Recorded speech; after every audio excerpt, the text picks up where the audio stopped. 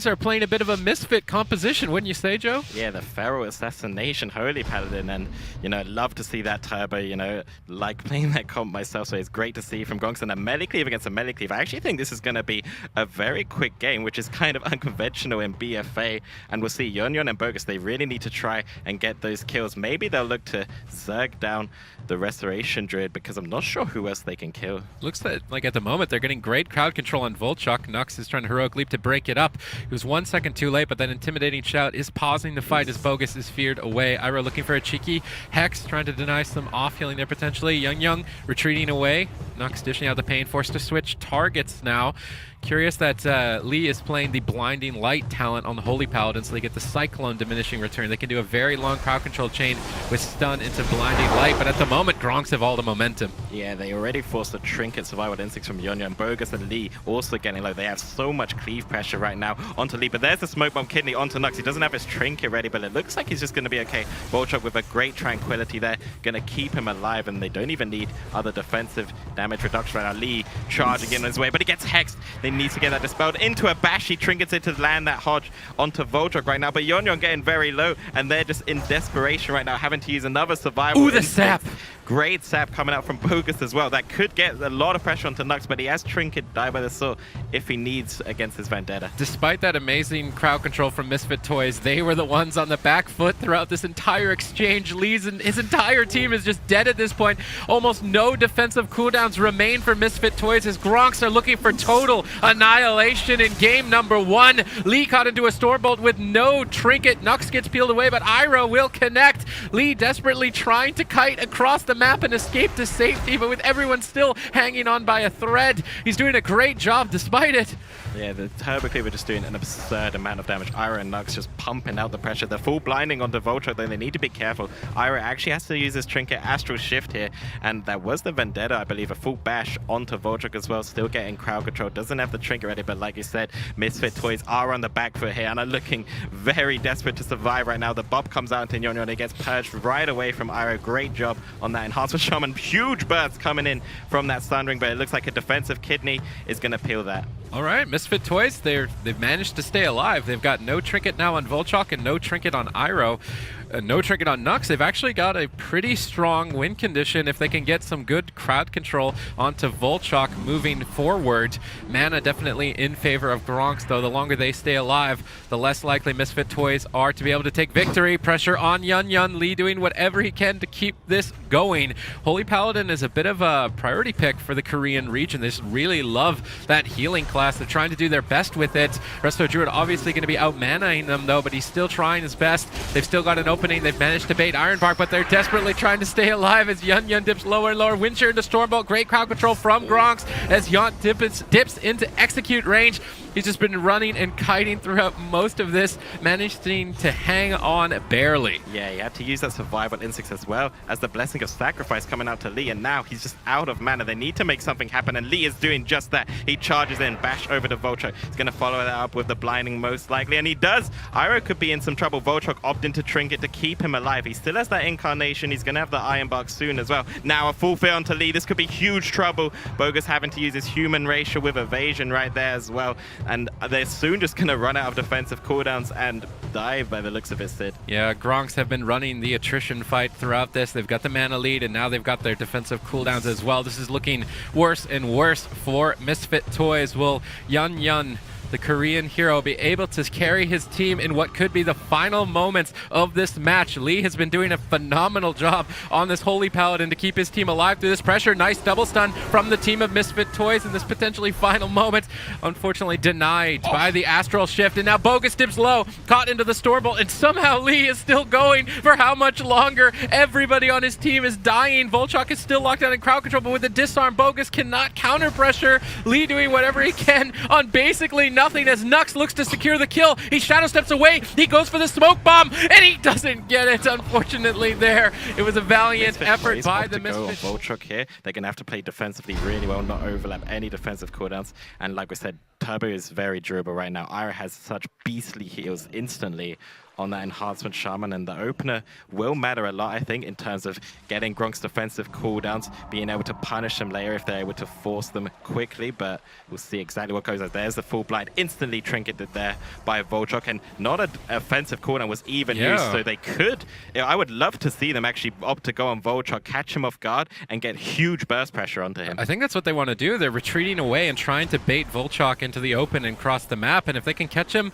midfield in a stun with no trinket, it's a very big opening for them. Let's see if they can execute that. They're trying to drag Nux out of line of sight, force more pressure. He's taking immense pressure early on from Misfit Toys. Hammer of Justice. Is Nux just going to fall in the opener? Bogus dipping low as well. Forced to trade out evasion to recover. Tons of damage committed to Nux early on, but unfortunately not securing a kill, which means the Gronks are going to be extending this match into their win condition. They did force out that trinket and die by the sword. I believe they caught him out in that battle stance, and that's what created that huge amount of momentum and pressure coming in from Yun and Bogus. But now they're counter pressuring. They forced the Blessing of Sacrifice as well as the trinket from Lee, the survival instincts from Yun, and Bogus.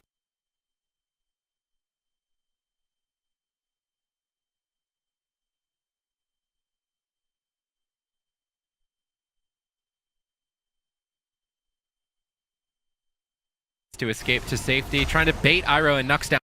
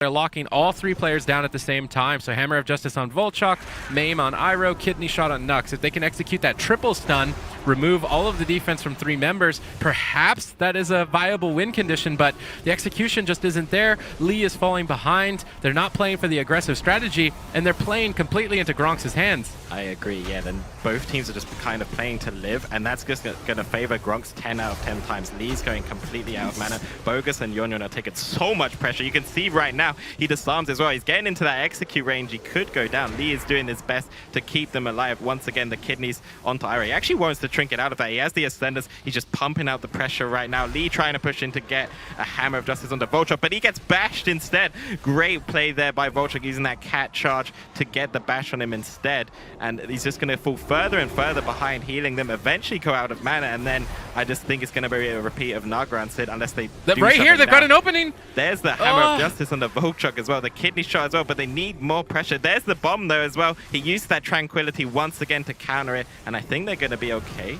They've got Ironbark. He's being greedy. Now into a full blind tricketing and recovery, and Yun just gets completely eradicated throughout that exchange.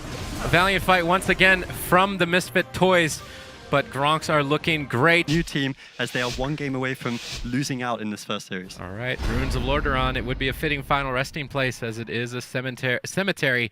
Let's see if Misfit Toys can find a way to break the defense of the Gronks on game 3. Once again, yeah, choosing that cemetery place, Ruins of Lordaeron. I would love to see them gun for Volchok. They know both these games now. They kind of lost. Just Lee runs out of mana and they lose. That's exactly Gronk's win condition right now. They get a sap onto Iroh. It looks like they're going to pressure Nux again. Maybe they're going to try and kill him in the opener this time.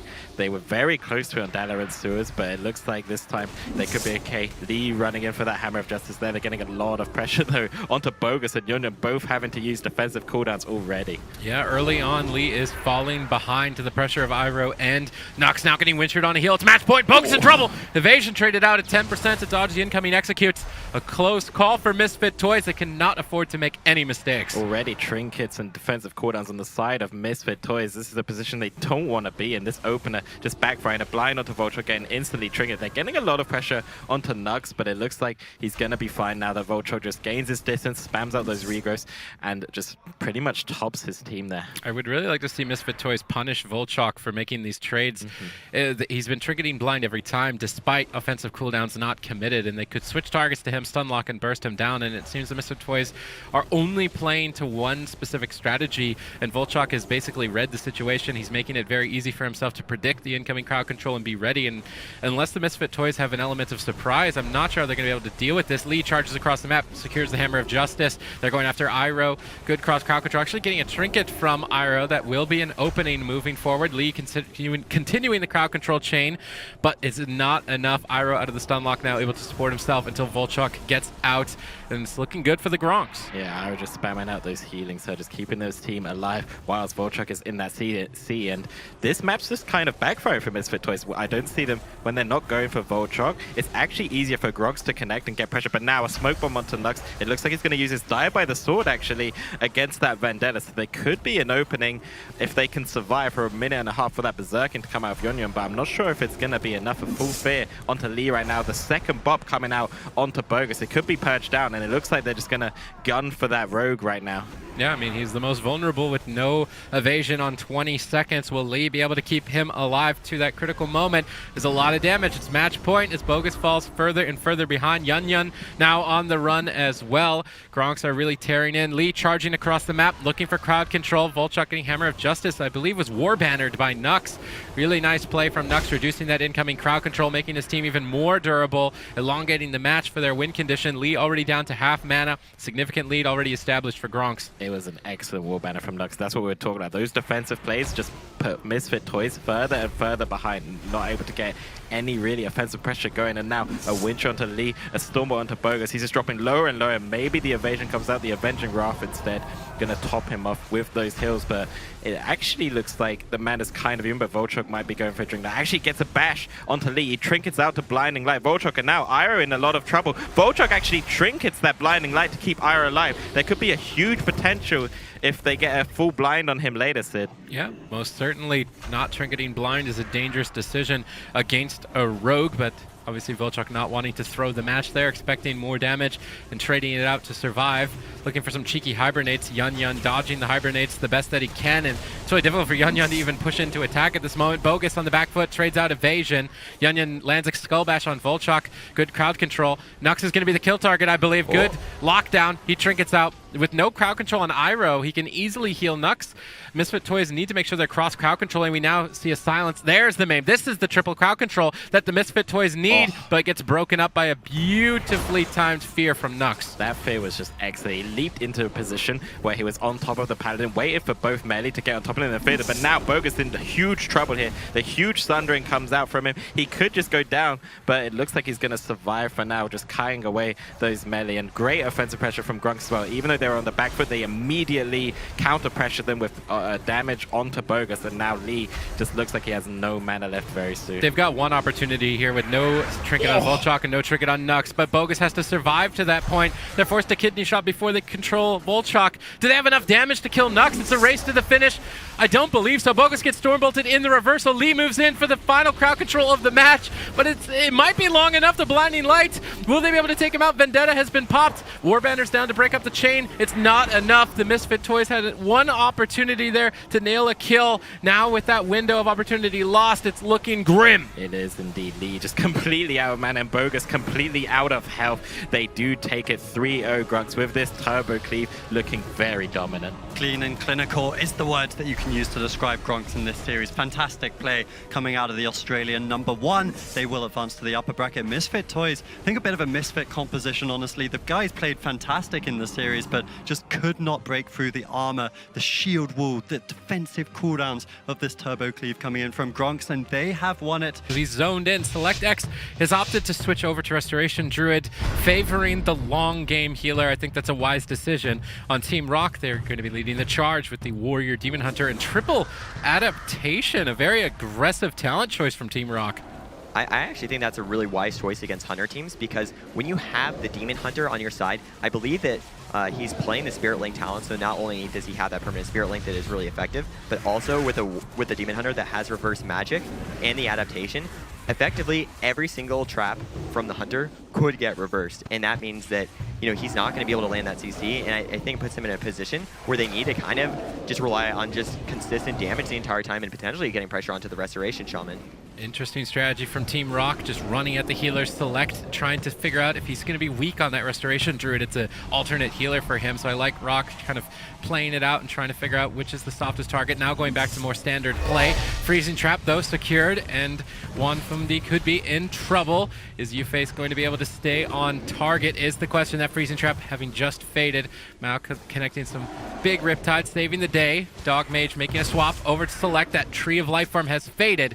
How is he going to deal with the pressure, Dill? Right, I actually have noticed they've been killing the pet from Chicken Jack a lot, abusing the Beastmaster who relies on it for damage, and this is actually putting them behind. And I also see very wise usage of the Spirit Link talent. He's not spamming it off of cooldown, he's using it kind of infrequently when he knows that his team is in danger, and that's to be mana efficient, because he knows he's up against a Restoration Druid, known for being the most mana efficient healer in the game.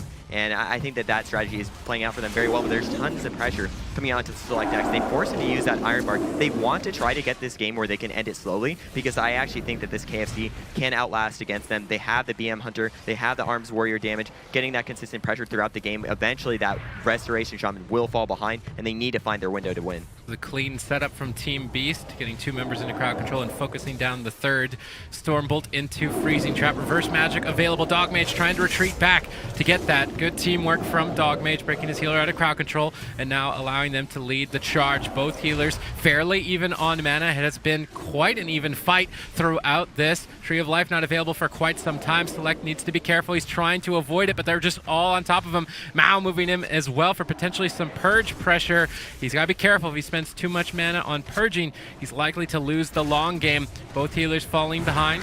Wanfumdi dipping down to half. Stormbolt, Freezing Trap, and Adaptation available. The Adaptation triple is a great pickup. It's allowing Rock to get out of all of these stuns and traps quite frequently and keep up their pressure on Select. Right, I actually think their strategy is amazing, and you can even know Select was prepared to be tunneled. He is actually playing that Renewal instead of playing that Tiger Dash or anything else to help him escape. But the amount of pressure they put on him this entire game, it's just been very overwhelming. I love the strategy coming out from this Demon Hunter Warrior Resto Shaman. It's well executed. Mayo just being incredibly intelligent by not spamming that Sterling Shaman. Yeah, a ton of pressure coming out. Both sides. One. Having to trade out Die by the Sword, and they are still both in trouble. Freezing Trap secured. Die by the Sword is going to be fading, but Reverse Magic saves the day. Dog Mage MVP plays in this match. It's not typical to see a Shaman or a Druid this low on mana this early on. Both of these teams have come out to play, bringing tons of damage at the moment. Both Warriors are the most exposed target with a full Fear secured. Can they follow it up is the question. Select on the run. He's got no Bark Skin for 9 seconds. Needs to keep his distance. Amazing Ursul's Vortex, getting the Warrior off of him quite easily as mana is about to be tapped. We're very close to dampening. Uface caught into potentially some danger here. Charging over to center map, trying to execute a kill here.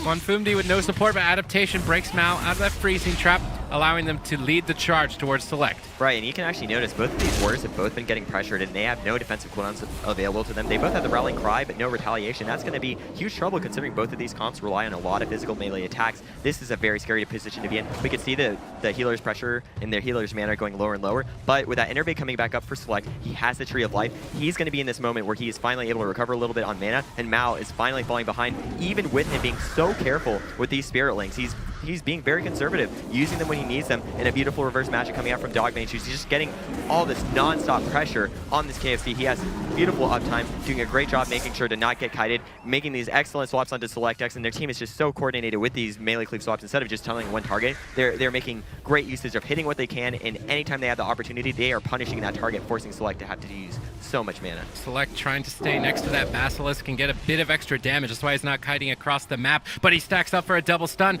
Could be in a bit of danger, catches a quick swift mend Luckily for Mao, he's got his adaptation available. He's going to be breaking out of that freezing trap, but into a full intimidating shout. Wonfundi in trouble. They've got darkness. They are going to trade that out. Dogmage has been doing a phenomenal job on this Demon Hunter. Just top-notch level play from him. The reverse magics, good defensive cooldown management. Really no mistakes from either side. Wonfundi falling further behind. Will Mao be able to save him? Connecting that Spirit Link, breaking up some of the pressure and allowing him to cast some heals out, going for a cheeky Hex, maybe trying to bait Select out of Bear Farm. Select immensely on the back foot, trading out that renewal, very big heal, as well as Ironbark. He's on the run. Mao moving in, potentially for some purge pressure, as well as we've just stepped into dampening.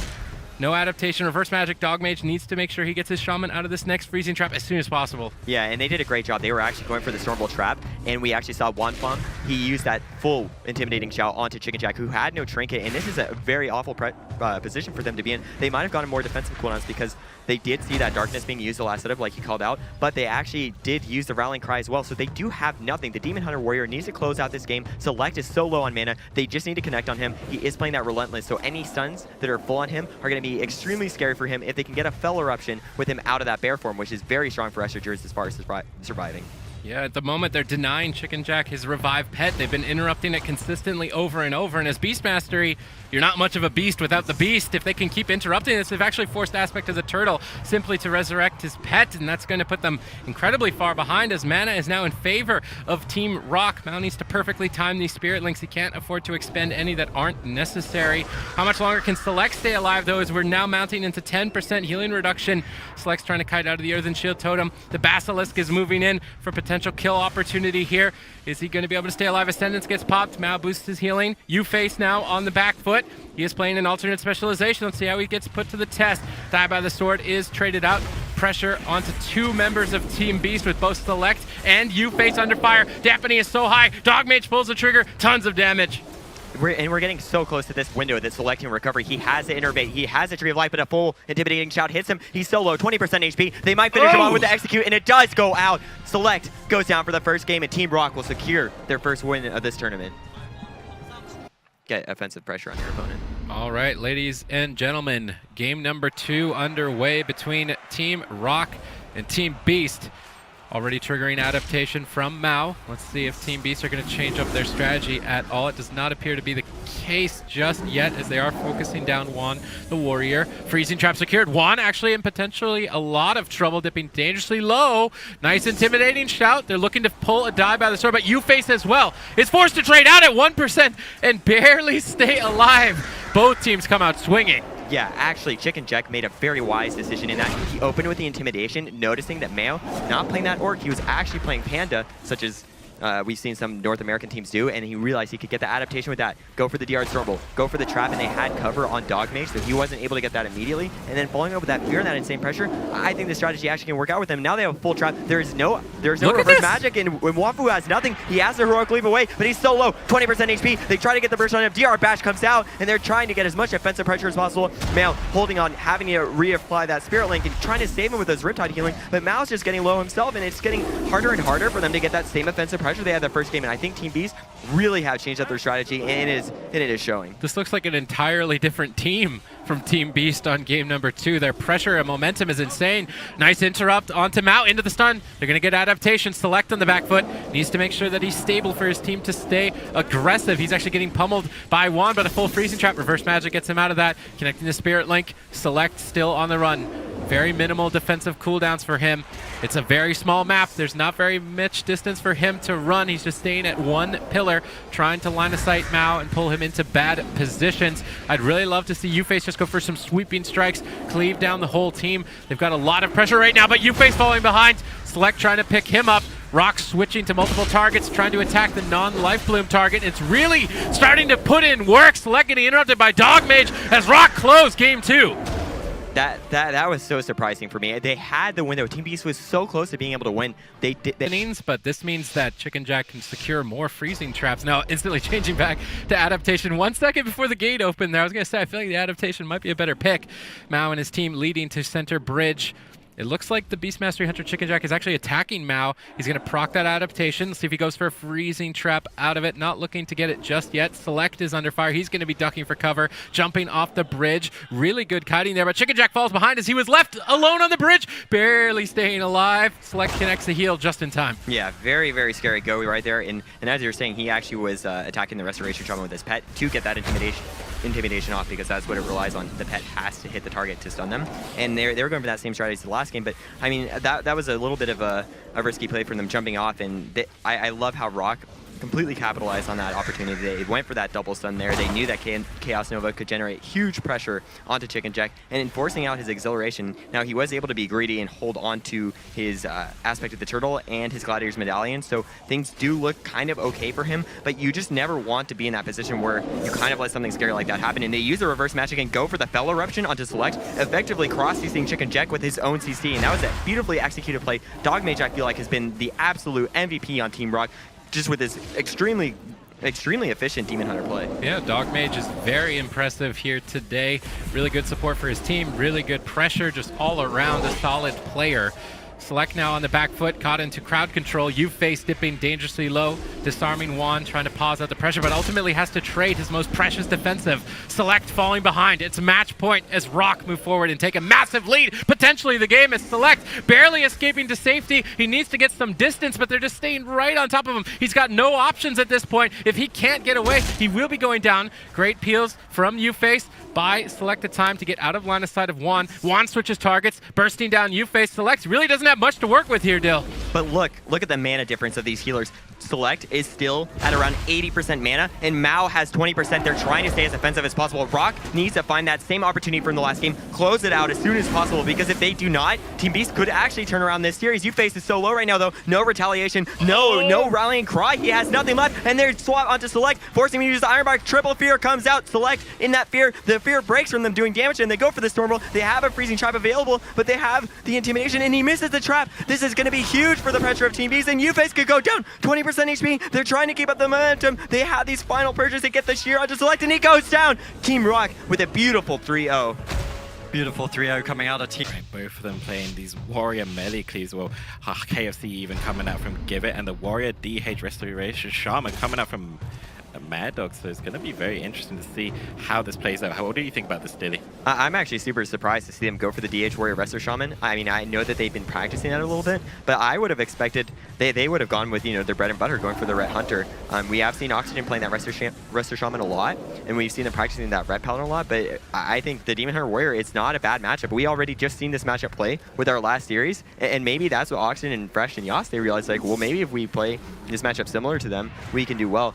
But curious thing about their comp choice, or their talent choices, is Oxygen isn't playing with that permanent Spirit Link, and they're actually going for Oxygen playing that Trinket instead of that adaptation. So I kind of like the little bit difference in that playstyle here. Yeah, a bit of a difference. That triple adaptation was very interesting last time around, and now Oxygen put in that full trap right now. They have the Beast Route if needed. Looks like they're not going to pop that trigger just yet. Just pressuring Yosuke, kind of mirroring exactly what happened in that last race. Like I said, tunneling down each other's warriors, playing this game on mana.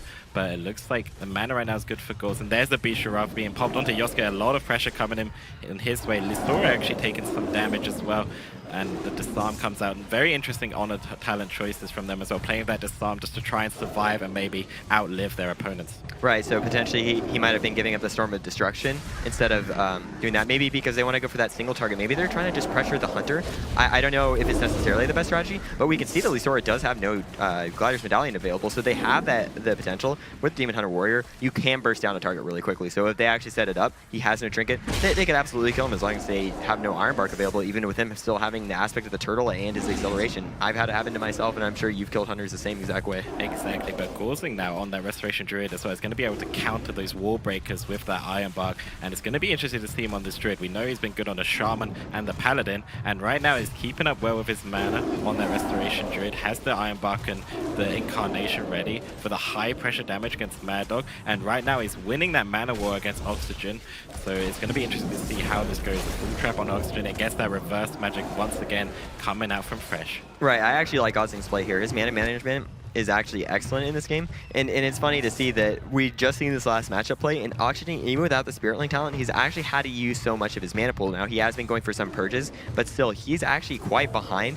compared to how Gosling was doing when we saw Solak playing that same matchup. So I actually like their KFC play, and we could actually kind of see a little bit where the other Korean teams were favoring them, and I could absolutely see that. It seems like Gosling is a lot more comfortable on that Restoration Druid than we saw Solak be. Indeed, Oxygen trying to pre-Tremor now, but he gets put into a trap. If they can follow up with a Fear, it's going to be dead. Although he does end up breaking. Yosuke is really low on HP. Uses it to leap over onto Ghosting, put him in a full Fear. Trinket Iron Bark comes out from Ghosting as well to just counteract some pressure, but that means that Yosuke is going to have a Wall Breaker coming up soon without any Iron Bark.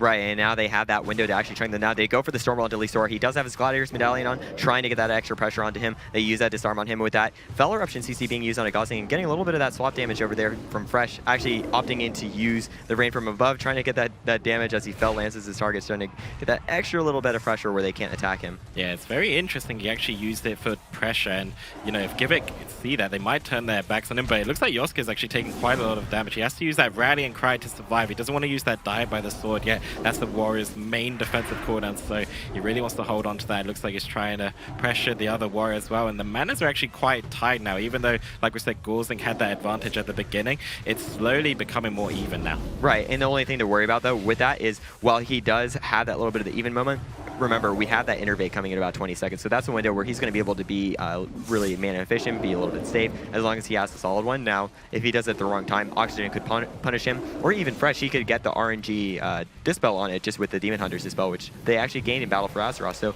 it could be a wise choice for them. And I actually like what you mentioned earlier with Yas actually opting in to hold onto the Die by the Sword. I think sometimes Warriors shove that too early and they hold the Rallying Cry for the last minute, but I actually think that in this kind of situation, I think that was the right choice. Yeah, although Die by the Sword does come out now, but against the Basilisk, I think that was the wise move, really. Just trying to survive that Stormbolt onto Oxygen as well. It looks like Mad Dog are actually the ones taking quite some pressure. Like you say, the mana advantage going to Gosling right now. Givik, they're just slightly ahead with that, and also slightly ahead with defensive cooldowns as well. So Mad Dog really need to make something happen, and they're doing it now. A full Fear on the Ghost, and they need to get the pressure pumping right now.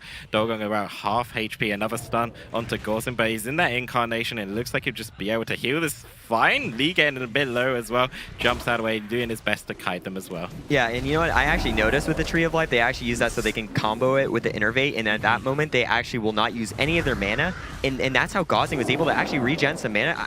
I think that's a pretty good strategy, whereas, you know, throughout the game, it's not as mana efficient. I've seen both of the Korean teams, they actually liked using those together, and I actually can see why. I think it's a pretty good strategy. You get to spam those healing touches instantly when you are in that Tree of Life form, but now we see so much pressure coming onto Yasuo, who has no Rallying Cry, and Oxygen's mana is very low. He has no trinket available for him, so if he is caught in that full CC, Fresh has no adaptation, and we can see that Spirit Link is actually forced, because if he held on to it, it's going to be too late for his team, and they're just in this position where they're just falling further and further behind. They have the Stormwall coming out with a full trap, and there is no break for that. Yosk is going to be the one who's being pressured here. He's trying to get that counter pressure onto Lisor, who does use that Gladiator's Medallion. They have to find this window where they can somehow force Iron Bark and burst him down, but it just seems like it's so hard for them. Lisor is doing an excellent job at kiting, and Dolgang is also just making sure to avoid any damage onto him. Momentum riding in favor of Givik right now, just tunneling Yosuke down on that Warrior, making it very difficult for them, and the full Fear now on Oxygen. This could be huge trouble for Yosuke. A stun onto him as well. They don't have the Bestial Wrath ready, but the CC might just be enough.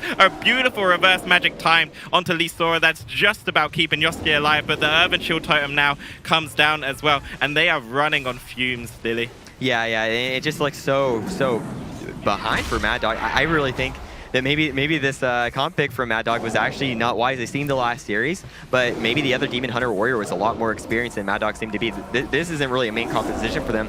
It's actually almost like effectively triple ults for them. They do not main these classes, so this seems like what's putting them behind, but we could see Givik definitely making a strong showing here, but it's not over for them. Mad Dog still has that opportunity to win. They know that the game has gone on long enough. Dampening's at 11%. Oxygen still has his mana tied with Gosling. He does have the Tree of Life coming in 30 seconds. They have a window where they can get so much offensive pressure on this Resto Druid. Yeah, the blood buff coming out between these two Warriors, tunneling each other down, but Yosuke's getting really low. He has 20 seconds for that Die by the Sword, but I'm not sure if he's going to make it. The offensive cooldowns coming out from Givik right now.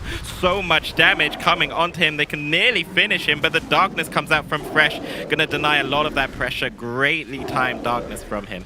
Yeah, absolutely. Now we finally have this window where he has the rallying cry back. He has the die by the sword, but things still could be super scary. They have the full freezing trap. They need to get the reverse magic onto it, but Fresh isn't there. He gets to it late. They have the Storm Ball on Lisora at the same time, so they really weren't able to do too much with that reverse magic. It almost could have been a waste for Fresh to end up using it that late instead of waiting for another opportunity. And now this is where things get super scary for them. They should have another window where that intimidating shadows up right now. They get the full fear, and it just seems like Mad Dog needs to find this window to actually burst them down. They have the Tree of Life, so I think if they can kind of stay behind the pillar, line of sight, avoid damage like they're doing now, and just wait out that Tree of Life cooldown, that's going to be their win condition. Yeah, it could still go either way, but give it have all of their defensive cooldowns, really. They're actually going on to Gozing now, but he uses his Bark Skin.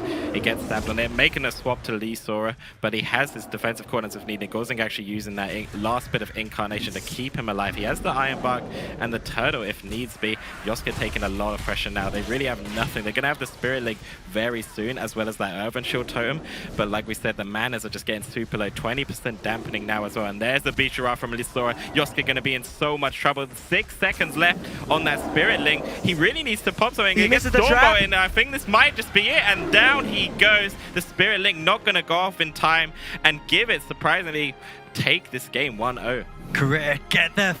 Giving them giant healing, which is going to be critical during their goes. And we are getting into this one right away on Asher Main's full. And it looks like they're just trying to gun down Lee Sora, using that freedom right away to connect.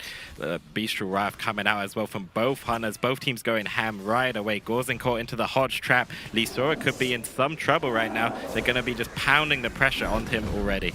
Yeah, and they actually did a great job at stopping that stun trap from coming out from the Zora, because when they did have the Storm Ball on Oxygen, Yasuo actually got the Intimidation the exact moment, and that actually kind of covered him, prevented him from being able to go for that freezing trap, and that's really key in Hunter matchups. If you're not getting your stun traps off cooldown, that's when you're going to slowly fall behind, and we already saw that happening right there. Now we have another full Hodge coming out from Fresh. They have a freezing trap available, but they actually stopped Yas from getting that freezing trap on time onto Gosking, and that could actually, you know, swing the tides a little bit. There's a lot of pressure going on to Lisora. They do finally get that freezing trap, so great job from Yas. A lot of damage is going on to Lisora. He's trying to kite as much as he can. Yask has an insane amount of pressure at the moment, and we still do have the Word of Glories coming out from Fresh very soon, and that's what's going to really help out Oxygen on that healing output. Yeah, he's been using both already, but he's going to get one coming back very soon. Oxygen actually using his Trinket Ascenders to keep them alive. It looks like they're making a swap onto the Warrior right now, just trying to stay and maybe swap between the HOTS. Could be an effective strategy against the Restoration Druid teams whilst he's in that crowd control, but they're unable to follow up the trap after the Hammer of Justice.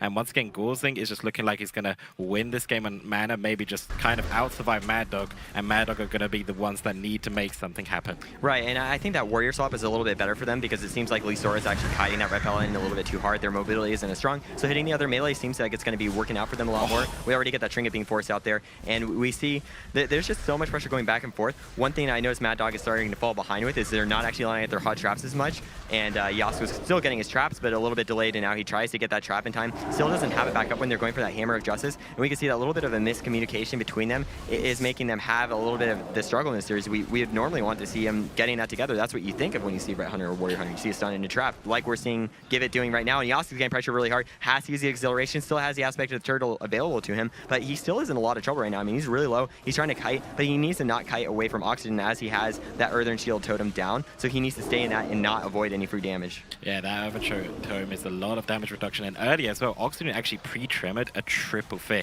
whilst they had no trinkets, so that was absolutely a huge play by Oxygen, but Fresh now dropping low, he used the Word of Glories to keep him alive. There's another Stormbolt to Oxygen. Can they get the trap? Doesn't look like they're able to right now, and a full trap under Gaurzing, so Dogang is going to be the one taking a lot of pressure here. The Intimidation stun finally lands. The Wings pressure from Fresh. No defensive cooldowns being used. Like Gaurzing just confident enough, spamming out those heals to keep him alive, and now a full trap onto Oxygen. A lot of pressure coming into Yosuke. He doesn't have that Exhilaration. He needs the kite. He's doing an excellent job with that. Maybe the Turtle needs to be used, but it looks very close one to call Dilly. Yeah, I think he should be a little bit okay here. I mean, he is getting chunked, he's getting lower, but we have to remember the last go where things got super scary, it was with that Basilisk up, but with this Vortex down, this means Yasuke isn't going to be able to kite too much, and they're going to have so much uptime onto him, forcing the aspect of the Turtle without even having CC. Oxygen was struggling so much, now they go for the Hammer of Justice, maybe get the full freezing trap, trying to get pressure onto Dolgan, but this is just super rough position for Yas to be in. They have that defensive fear onto him, he's not able to do anything. They're trying to get as much counter pressure as possible, but it just doesn't look to be in Mad Dog's favor at the moment. Give Give It is just dominating this game. They are dominating indeed, getting a lot of CC onto Oxygen, which is forcing Yosuke in these defensive positions. Doesn't have the aspect of the turtle. The Earthen Shield Tome now comes down, but that is a huge cooldown, and then for quite some time, they're not going to have another huge cooldown apart from that Spirit Link. Really, Oxygen trying to pre-Tremor once again. He gets put into a Stormbook. Do they have the trap to follow it up? A Hammer of Justice at the same time onto Gauzen. They're pressuring Lee Sora with this Bestial Wrath right now, getting a lot of damage. He's looking for the trap as well, but Gauzen in that travel form, kiting away, making it very difficult for Yosuke to connect his CC. Right, Yasuke's in this position where he needs to stay near the rest of Druid so that he can trap easily, especially when they don't have the stuns. But then it also makes it so that you have the Arms Warrior just attacking, and you're not able to cut him as much, and it's a rough position to be in. Whereas we have seen that actually they've been getting really good CC coming out from Give It, and Fresh hasn't actually been able to get the Stinks in time that like we actually saw now. He is able to get that Sting, so it kind of delays that trap from happening, where you go for the Sting, you immediately grounding, so the Hunter's not able to go for that trap in time. So that's something that's really strong with Brett Hunter in that matchup. But now we have that full trap coming out onto Gauzen. Yosuke swapping his aspect of the wild. He has the Basilisk up, trying to do as much damage as possible, but he has no turtle, and Oxygen is locked out right now. They need to try to keep as much offensive pressure as possible. They're using all their offensive cooldowns, but nothing's happened. No one's health on Give It is moving. Oxygen is running lower and lower on mana. They're super desperate. They have to use that Spirit Link, and that's the last line of defense. Full Fear comes out from Dolgang, and Yosuke's getting that full intimidation zone, has to use the trinket, trying to run away. Fresh has the wings up, but he has no Word of Glories to save Yas. Yas is still at 50%, trying to kite as much as possible, has to run back into that Earthen Shield Totem. We have a counter shot into a full Hodge, go for the trap, but no one's health is moving. They're just staying at full HP this entire time. There's no counter pressure coming out from Mad Dog. They need to find their win condition. Yeah, and these Sora's just doing an excellent job kiting away from Fresh. It's making their win condition harder. They have to kill an Arms Warrior just sitting in that defensive stance by the looks of things, and it's been increasingly difficult for Mad Dog to slay them, and dampening kicking in as well. Oxygen at nearly no mana. It's going to be very hard for him to keep his team alive, and a Stormbolt trap comes out. Yosuke doing an excellent job kiting before the trap even lands, but it looks like he's around half HP. They are connecting right now. As soon as that Bestial Wrath comes up, he's going to be in so much trouble. Blessing of Protection is back up. They have it available. Fresh is going to use it immediately on Yas. So Yas is going to safely get this trap, but things are just so scared for them. I mean, they don't have any counter pressure, and that's what you need in any Hunter matchup. It seems they're actually swapping onto Gauzen, realizing that going for their CC is not doing too much for him. They force him behind the pillar, and I think maybe this is what they have to do to win this game. They go for the DR Stun on Yas, maybe a little bit of a mistake. They're still trying to pressure him, though. He has the aspect of the turtle coming up in 8 seconds, but Oxygen has no mana. Gauzen, he has his trinket. He has his Iron Bark available. 50% of his mana. We're in 7% dampening. I feel like Mad Dog, it's almost over for them. It's Give It's game to lose. Oh, beautiful bash. He might die before the aspect of the toe. He just about sneaks that in. That bash from Gauzen is really doing a lot of work. And now the aspect of the toe is gone. Spirit Link down for 1 minute 20 seconds still. I don't know how they're going to win this one. Gauzen doing an extra job. He actually drank half mana as well whilst his team was under pressure. So excellent job. And now Hammer of Justice in a full trap. Yosuke in so much trouble. He's just caught in such a difficult position to CC Gauzen but keep up the pressure. But like you say, the pressure is non-existent. Right. I think they're having such a hard time getting any counter pressure out just because maybe Fresh isn't as mobile, so they can't really hit the other team's Hunter, and they're forced to hit this Warrior. But this means that there's so much uptime, and Yasuke actually gets killed. They have him at 8% HP. He's not able to kite away, and Dolgang just getting that finish on him. And they execute. Hunter Warrior Wrestler Shaman, super popular comp in North America. Very hard to fight as a Hunter in general.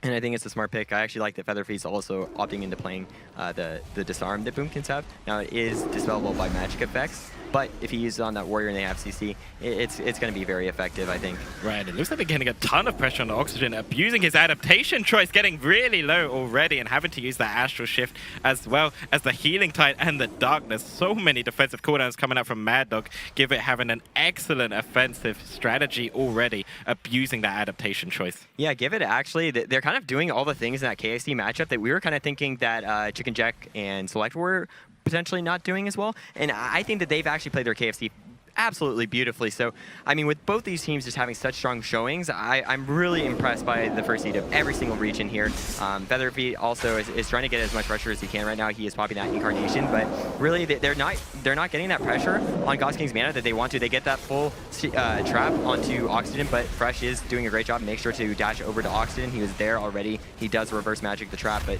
things are just things look so scary with that first initial swap onto Oxygen, trying to punish that adaptation. Right, exactly. And having that reverse magic adaptation is very good to deal with the freezing traps on him. They can kind of just, you know, use one every single trap, but at the same time, like we saw early in this in this game, that as soon as that adaptation is gone, he won't be able to trinket out of Stormbolts, and he could have a kill opportunity on him right away. And there is that adaptation proccing on that trap. They're going for Dolgogon as well. They're getting quite a bit of pressure onto him. Fresh on that Demon Hunter, going to do quite a bit of magic damage as well as Featherfeet. But a nice triple fear coming out onto Oxygen. They're just tunneling down Featherfeet, really, making him forced into going to bear form. And it actually looks like maybe Mad Dog could have the mana advantage with this matchup due to their high pressure as well, Dilly. Right. Also, I believe Boomkin still can give Innervate to their healers. And on top of that, I think just the spread pressure is really nice. And one thing I like about the Demon Hunter Boomkin synergy in general is actually that the Demon Hunters give a 5% magical damage increase. So with the Boomkin, that's really nice, especially because they rely so much more on that sustained damage. And once the game kind of gets in that dampening window, the burst damage you can get from them is so high. And especially Demon Hunters with that Demonic have non-stop consistent damage, synergizing very well with Boomkins to make this really tanky comp with high control and high spread pressure. Yeah, and that high burst from the Incarnation and the Annihilation can be very hard to deal with, and the triple stun coming out onto Give It as well. And I actually do like this adaptation and reverse magic choice, because they are going to be able to deal with all of those traps, which could make it very hard for Give It to win, because that's what they relied on ultimately in their 2 previous wins, was having Stormbolts into traps onto Oxygen and just slaying one of the DPS at the same time. Yeah, Featherfeet also gets an excellent beam lockout onto Gosgang. He's going to put so much pressure onto Dolgang. And obviously we're not seeing really too many big burst windows happening outside of when the KFC goes, but you have to think the Demon Hunter Boomkin, it's more of a late game composition. They kind of wait for dampening to get a little bit high. They try to run out the other healer's mana, and then that's the moment where they go as offensive as possible. Their Shaman might start going in there for purges if they can try to conserve that mana, and that's where the pressure just becomes too much for teams to deal with once they have a little bit of that healing reduction. Now we see a beautiful clone coming out from Featherfeet onto Gosgang, still trying to keep up that decent pressure onto Dolgang, who seems to be their primary kill target, and I kind of agree with that. I'd like to maybe see them trying to do a little bit more of that Boomkin spread pressure on the BM Hunter's pet, because it is something that they're actually excellent at. So I think maybe the Demon Hunter Boomkin, if they decide to swap and kill the pet a little bit more while still keeping that damage onto Dolgang, they can kind of make it so they can move into dampening a little bit better. Right, exactly like you say, and Fresh just trinking it out of his stun right away there. And Gorson going to look to go for a drink, but Featherfeet maybe going to stop him. These drinks will matter a lot, so stopping them is very important right now, because they are very equal on mana. And a bash onto Featherfeet. Fresh actually dropping low. He gets kicked onto Oxygen. He needs to be very careful. He has that death from above if needed, but he's going to drop the darkness instead. Oxygen getting his adaptation proc onto that trinket, onto that trap even as well. And it looks like Give It is still doing very well against his composition, even though Featherfeet is very tanky against their pressure. Right, and they're actually forcing this position where he goes for these stealth rings, and then we have Featherfeet having to actually run out there in bear form so that he can swipe him out of the stealth. I mean, it is smart from Featherfeet to actually know where he's located when he's going for that stealth drink, so that's great awareness on his part, but we could just see that the amount of pressure coming out is really huge. Maybe it's the talent choices from Featherfeet. Maybe we need to see him playing more of that Starfall spec, which we actually don't see him doing. We don't see the constant AoE pressure, and I think maybe that could be a little bit better as far as also cutting the pets. But now we see that damage coming out. They have that beam lockout onto Gosgang, and they also have the reverse magic at the same time, so a lot of damage coming out there. We have that incap. Dolgang does get himself topped up, but we're actually seeing that Iron Bark being forced. So things are starting to look scarier and scarier, especially now that we have Incarnation coming back up really soon. Dampening should be starting in just a moment, and that's when things, again, are going to start to favor the Demon Hunter Warrior if the KFC is not able to close out the game. But now they have that DR Intimidation stun onto Oxygen, getting him very low right before that adaptation comes back up. But now things should be okay for him. I love these swaps onto Oxygen from Give It. They're just timing these swaps with the Stormbolt, not proccing the adaptation, and then doing a ton of pressure during those windows whilst it doesn't have any damage reduction. And it's making it a lot difficult for Oxygen to keep up with his mana. Gorzing doing an excellent job getting those drinks as well. It looks like he'll be fine. And now the Bisharov coming out from Lisora. Fresh going to be in some trouble with the Stormbolt onto Oxygen into a full trap, but the adaptation procs once again. But he was so ready for that fear. Lisora in so much trouble. He had to use that aspect of the turtle, overlapped with the rallying cry, and Mad Dog now turning the tables. Right, I think they were actually waiting for that win condition. They were mostly hitting the Warrior for most of the game. They didn't pressure the Hunter that much, but now once they realized that we're in dampening, and they actually had no trinket from Lisora, they decided, let's pop the Incarnation, let's do as much damage onto him as possible, and we also have the unused Metamorphosis coming up from Fresh very soon. That's when the pressure is going to get higher and higher onto Lisora. Now they have the Iron Bark available. They have the trinket, but now there still is that window where no aspect of turtle is available for Lee Sora, and they still have that consistent pressure onto Dolgang. And since they force him to use the rallying cry, I mean, that's also defensive from him out of the way, and this is where things get super scary. 7% dampening at this moment, and it looks like Mad Dog is kind of stabilized. They're in this moment where things are looking good for them. They have the add-up coming up for the next trap since Fresh just reversed that last one there. They have Spirit Link available. As long as they can stay good on mana, they get that beam. Ooh, misses the lockout though, so great juking coming out there from Gosking. That was a great fake on that regrowth as well to avoid the solar beam lockout. Gonna keep up his team and have that Iron Bug ready, which he just uses now to counter that annihilation from Fresh. Once again, the trap proccing that adaptation against Oxygen, so they could be looking for an opportunity very soon. A nice pummel over on him as well. Pressuring Featherfeet, he uses the Thorns to try and mitigate some damage back, just counter pressure Dolgang from just slaying him really. Right, and I'm actually surprised they didn't get that much damage with that Thorns. They actually kind of went through it. They don't have a purge, but they still stayed on there trying to get that damage. They used a fellow eruption onto Gosking, trying to get some CC. They go for the Warrior Fear, getting pressure onto Featherfeet. He does have the renewal available to himself, and very soon he should have that incarnation available, which will help him get out a little bit of that damage. They go for the intimidation stun on them. They have the full trap. Fresh needs to get there for the reverse magic, does get there in time, but remember, anytime he also reverse magics those traps, they actually take up the Moonkin dots, and even if they're easy to reapply, it still helps you out a little bit to get that dispel on it. Right, it does, yeah, having that reverse magic is very key and very nice against this composition, and we are going to be looking for that incarnation coming up in 45 seconds. Will be key and will be the biggest chance for Mad Dog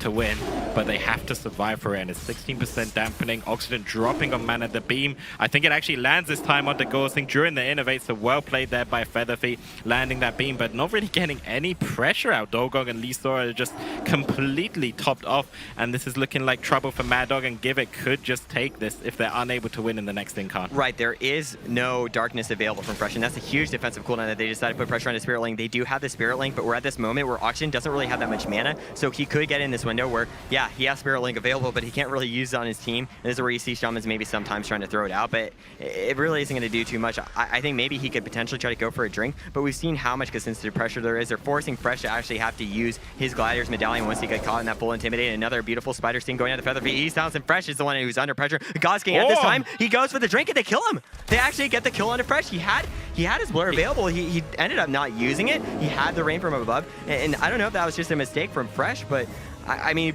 they had that window to kind of be okay. They actually starting Unitas GG, the reigning champions from the APAC region, going head-to-head with the newcomers, ZFA. It's going to be a Moonkin showdown.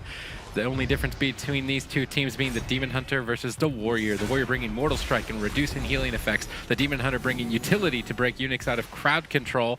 Already starting explosively. Yo-Yo securing a Cyclone and Poon on the back foot. Right, both teams playing these ult compositions right now, so it's going to be the battle of the ult, seeing who's really better at those ult compositions. So you're getting really low right now. The Avatar doing work for Sasaba, although you get Poon actually trinking it out as well. Both Druids just training their incarnations, trying to get a lot of pressure straight away. Excellent clone on Sam from Poon, getting a lot of pressure onto Yo-Yo, but he gets pummeled on that as well. Sasabar taking a lot of damage, but it's going to be that kind of PV war, that damage war. We're going to see who's going to do it better, the Warrior or the DH.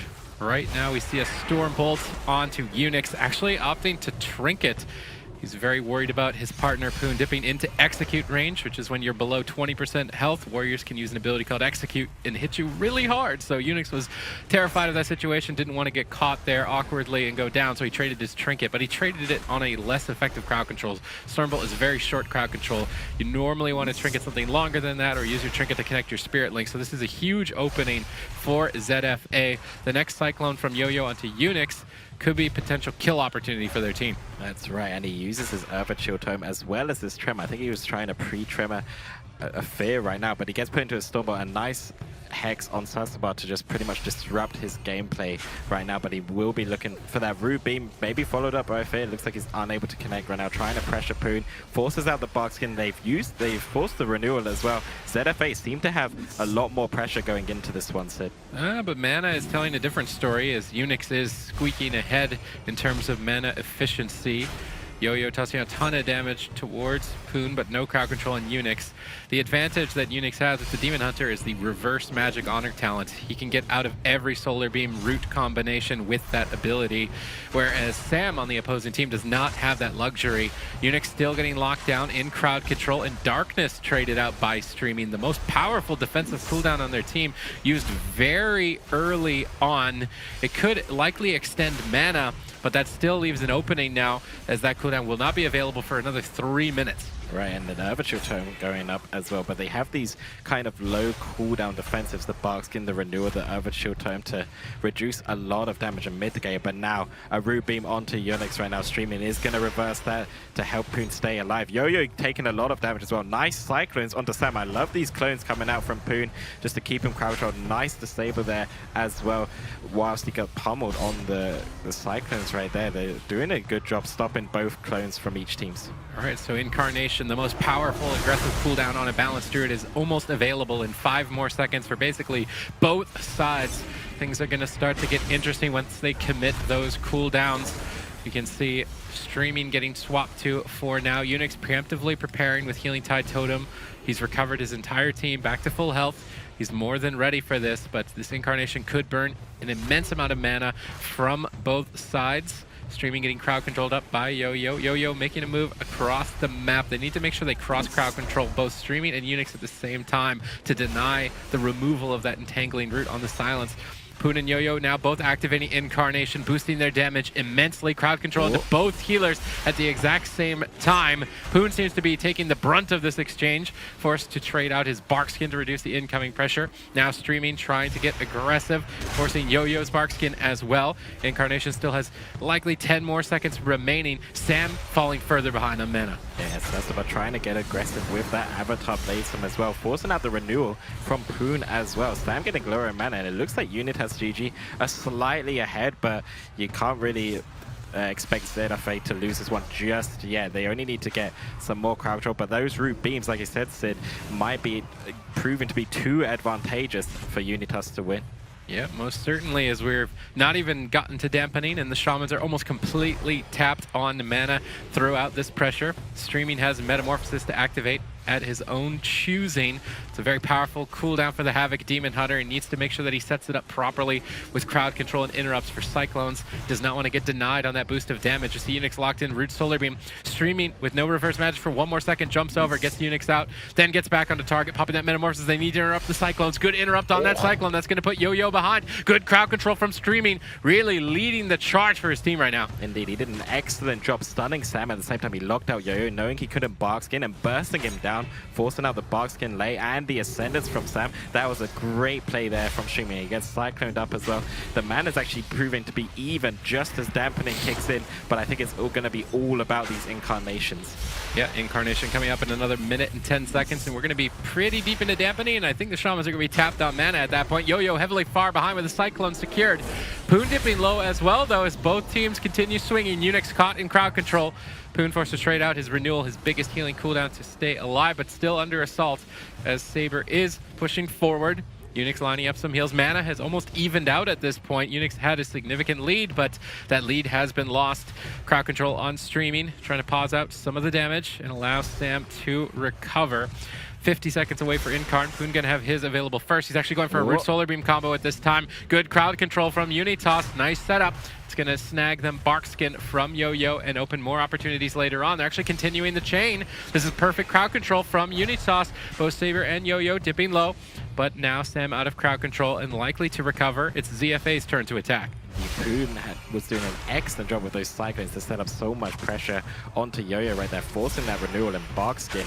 And he's going to be in so much trouble. Sam doesn't have his Trinket either. He does have the Spirit Link to save him. No Urban Shield Tome for 5. They're in trouble, taking so much pressure. And Incarnations are going to be coming up soon, Sid. Yeah, Unix has a good answer for it, whereas Sam does not. And Sam is now almost completely tapped on mana. Poon pulls the trigger before Yo-Yo's is available, but he's actually the one falling on the back foot. Saber trying to carry the team. game here in potentially the final moments as dampening ramps up and both teams become tapped. Unix gets caught in a clone.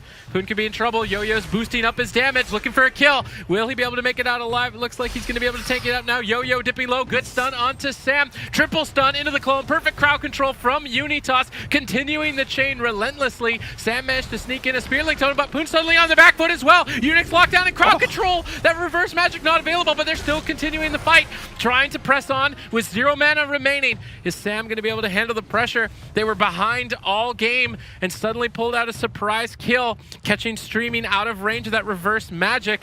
Really nice play from ZFA in those final moments. I was basically counting them out, but of course Unitas want to play this out to the end. Sam with no mana is a good opportunity for Streaming to potentially get a kill, although I think unlikely. Sam caught into a stun. Yo-Yo needs to look to support.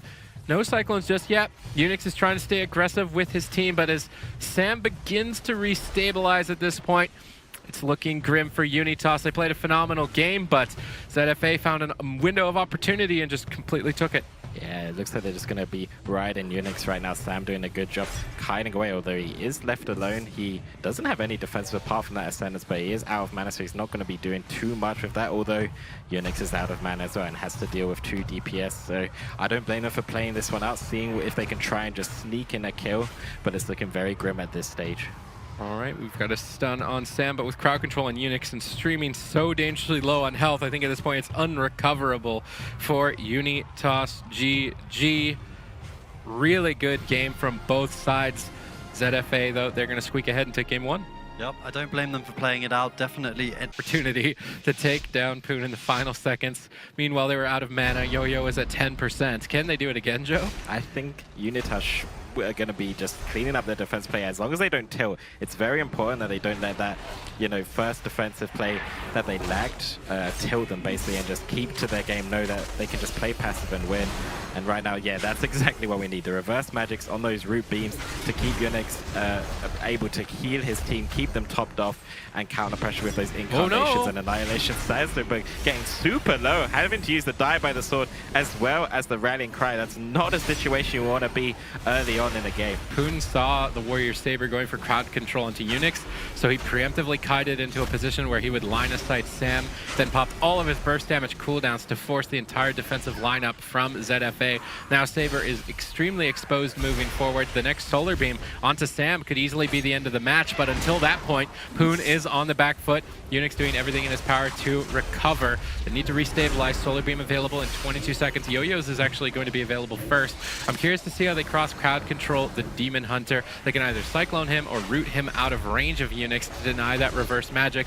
If they can set that up properly, it could be devastating for Unitas. I agree. I would love to see those Earthguard Reaps coming in onto him the same time they root beam the healer. That would be an excellent display of cross CC and able to get those kill potentials onto Poon. But right now it looks like they're just both gunning down for each other's Moonkins, both using Barkskin at the same time as well as their root beams. They're kind of on sync, using almost mirroring each other the entire game. I think this is a bit of a mistake by the team of Unitas going on. Maybe not. They've got a lot of crowd control continuing on to Sam.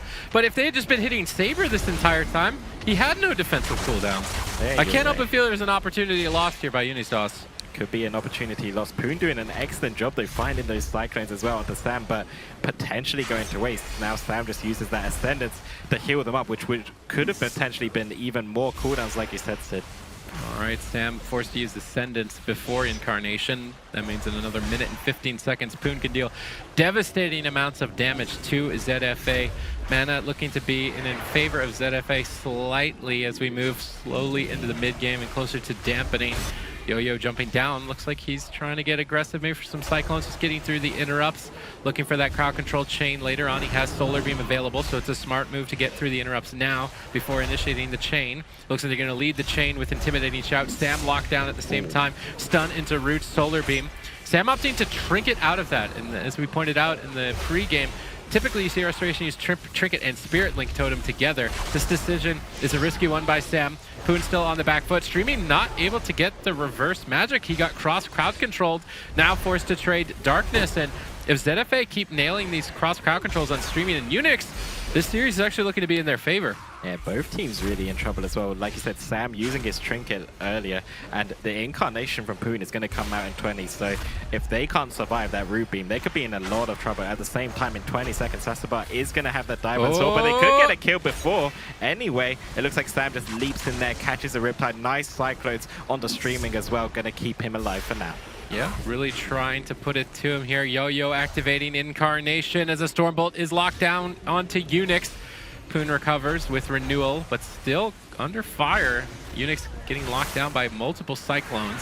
Trading out that Earthen Wall Totem should make his team much more durable. Sam locked in crowd control. Saber in trouble, caught into the stun. He needs to trade. This is a risky move. It's a risky gamble not to trade through these massive, powerful cooldowns potentially.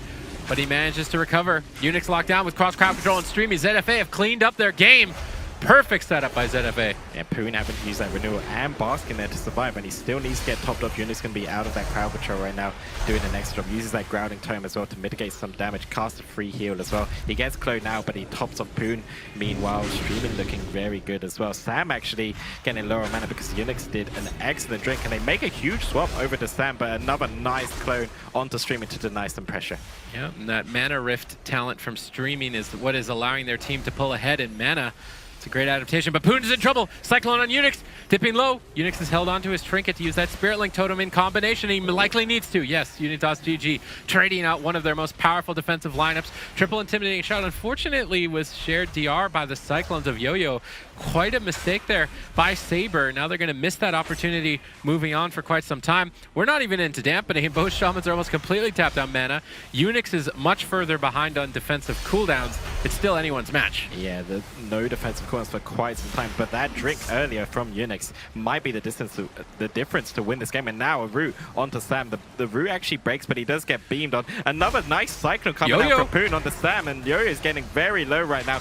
These Cyclones from Poon are just proving to be devastating against AFA, and they could nearly win this match. They've just forced the Barkskin, forced the Renewal, and they only have the Spirit Link right now. A nice double stun onto Yo-Yo and Sasabar as well, and the Barkskin's going to fade, and they can be in some huge trouble. Yeah, there's a big window of opportunity in 30 seconds. That Solar Beam on Sam, and they can gun down Yo-Yo. Dampening has just set in. Unix has a massive mana lead. I feel like, again, Unitas GG, they're in the lead. It would be their game to throw. Streaming getting cloned up. Yo-Yo trying to pause the game and heal up Saber. Try and recover through the metamorphosis of Streaming. That was a nice shutdown by Yo-Yo. Unix getting locked down in crowd control. Stormbolt, potential root Solar Beam. They need to try and get Streaming apart from Unix, so he cannot remove that. He's playing it patiently and waiting. Unix locked in Solar Beam. Streaming's trying to make his way over. Manages to get not get it, and Unix is actually Cyclone. Streaming is dipping low. Poon ducks recover downstairs. Saber, though, in hot pursuit. Yo-Yo looking for more clones. Streaming interrupts the chain. Really well timed to interrupt there, allowing Unix a little bit more breathing room, but still potentially getting locked down. There's a Solar Beam of Sam. Yo-Yo on the back foot. Trades out Barkskin. Sam gets out of the silence, but into it in prison. Do they have any more crowd control is the question. Doesn't seem to be the case. No, a double stun. Streaming punishing the stacked up positioning of ZFA. Really nice double, but he can't stay down there too long. Unix not in line of sight, so Streaming ducks back. He's going to be going after Saber. He doesn't want to be stacked up on the Warrior for too long. Giving him multiple targets would be a mistake. Poon under fire. Cap Totem for 1 second. Is that going to be enough? They get the darkness from Streaming. Another powerful cooldown forced out. ZFA, they're keeping themselves alive in this fight. Yeah, that was the incarnation from Yo-Yo doing tremendous damage onto them right now, forcing out the Renewal from Poon and the darkness from Stream. It's a huge defensive cooldowns, but now Yo-Yo taking the brunt of the damage. Streaming low as well. Both teams going ham at each other. Streaming getting super low. He gets the reverse on that root beam though onto Unix. He's going to pump out those heals, keep them alive for now. But like we say, the manas have been equal now because Sam also got an excellent drink there to just equalize on that. Poon falling behind, Cyclone on Unix. He's trying to reverse though, popping his own incarnation. Unfortunately, the Solar Beam was mistimed on Sam. He follows it up with a clone, clones the trinket. Nice moves from Poon. Yo-Yo in trouble. Barskin looks to be almost enough. Spirit Link preemptively on the stun by Sam. Very well done, keeping his team alive. Healing Tide Totem backing him up, trying to heal through the spread pressure, but everybody is in danger as Dampening starts to ramp up more and more, and the Shamans become tapped on mana. There is potential for cross kill in this matchup. I can strongly feel that possibility. Yo-Yo falling behind. Sam needs 7 more seconds. Can he make it alive to that point is the question. 4 more seconds, 3 more seconds. If he gets that Ascendance window, he can top his whole team. He's got it. He's holding on to it, though. Now immediately using that. Unix lockdown and crowd control. Streamy needs to get over there as soon as possible. Nice reverse. Unix now can start to save his team. Sam, though, recovering with that Ascendance. Unix has that option moving forward. Unitas GG, I would say, are slightly ahead in this position. Yeah, it's the AFA trying to counter pressure, using that avatar onto stream, and then desperately looking for a kill. Poon dropping low as well, uses that renewal in bear form, as well as the bark skin now. Overlapped a bit with the Earthen Shield Tome, but at the same time it was, I think it was used well to counter that avatar, but now Yo-Yo getting very low, streaming, doing a lot of pressure. Another bark skin forced, and he doesn't have the renewal for quite some time either. Both teams are struggling in 20% dampening. Oh, Poon had an amazing usage of Thorns. Saber was forced to use Die by the Sword on Thorns. Joe, you know how much you love Thorns. That's going to put him very far behind. Sam is in a tough position. He's got no options left, and there's too much damage. Unitas GG punch back in game number 2. 1-to-1 here between ZFA and Unitas. This will not be, there's no formality who he's going to put all this pressure onto. I was ZFA playing with BB guns and yo-yos. I would think BB would look to go on that Moonkin mostly. It would be surprising if it goes on streaming, but they could do a root beam onto Unix with a kidney shot on the streaming, and there's that crowd control coming in right away. The kidney on the Poon, beam being used right away, forcing the Buckskin. They're just chomping through it right now, forcing that renewal as well, but it looks like the root beam is going to break, and the Vendetta and Incarnation already doing a lot of work. Yep, both teams pulling a lot of cooldowns early on as Yo-Yo dips dangerously low. Unitas GG have all the momentum. Tons of damage, almost taking them out in a second there. Sam luckily connecting heals in the nick of time to re-stabilize his team. Unix tricketing out of that blind. Poon lockdown in a kidney shot. ZFA have very excellent cross crowd control. Nice Cyclone at low health, making it difficult for Unix to recover. Now switching their damage to streaming. Does seem like ZFA are much more comfortable on this rogue Moonkin. Yo-Yo is really on fire with these Cyclones. Right, they did say that was their main composition, pinging that rogue, and the other advantage they can have is using those blinds onto Unix. Forcing his trinket for every blind means that root beams could potentially be good if they get some crowd control on the streaming whilst they burst, but it looks like they're going for Poon, trying to chomp him up, but Yo-Yo taking the brunt of the damage right now. A kidney shot onto Unix. Maybe they're making these swaps onto the Restoration Shaman. No Earthen Shield Time available. There's the Vanish Cheap Shot. Gronk getting so much pressure right now. He's opting to use the Astral Shift, and he gets cloned on it. Well played by Yo-Yo to read that and just clone him instantly, denying any heals. Yeah, now into the root. Solar Beam is streaming out of position. He needs to get over there. Manages to get to the side and get Unix pulled out of that just before Poon gets locked down in a stun. Ascendance from Unix should allow him to recover through this situation. Now it's Unitas' GG's turn to attack, stunning up Sam, but no follow-up Cyclones onto Sam. I definitely think Yo-Yo is etching his team ahead, whereas Poon is focused on sustained damage.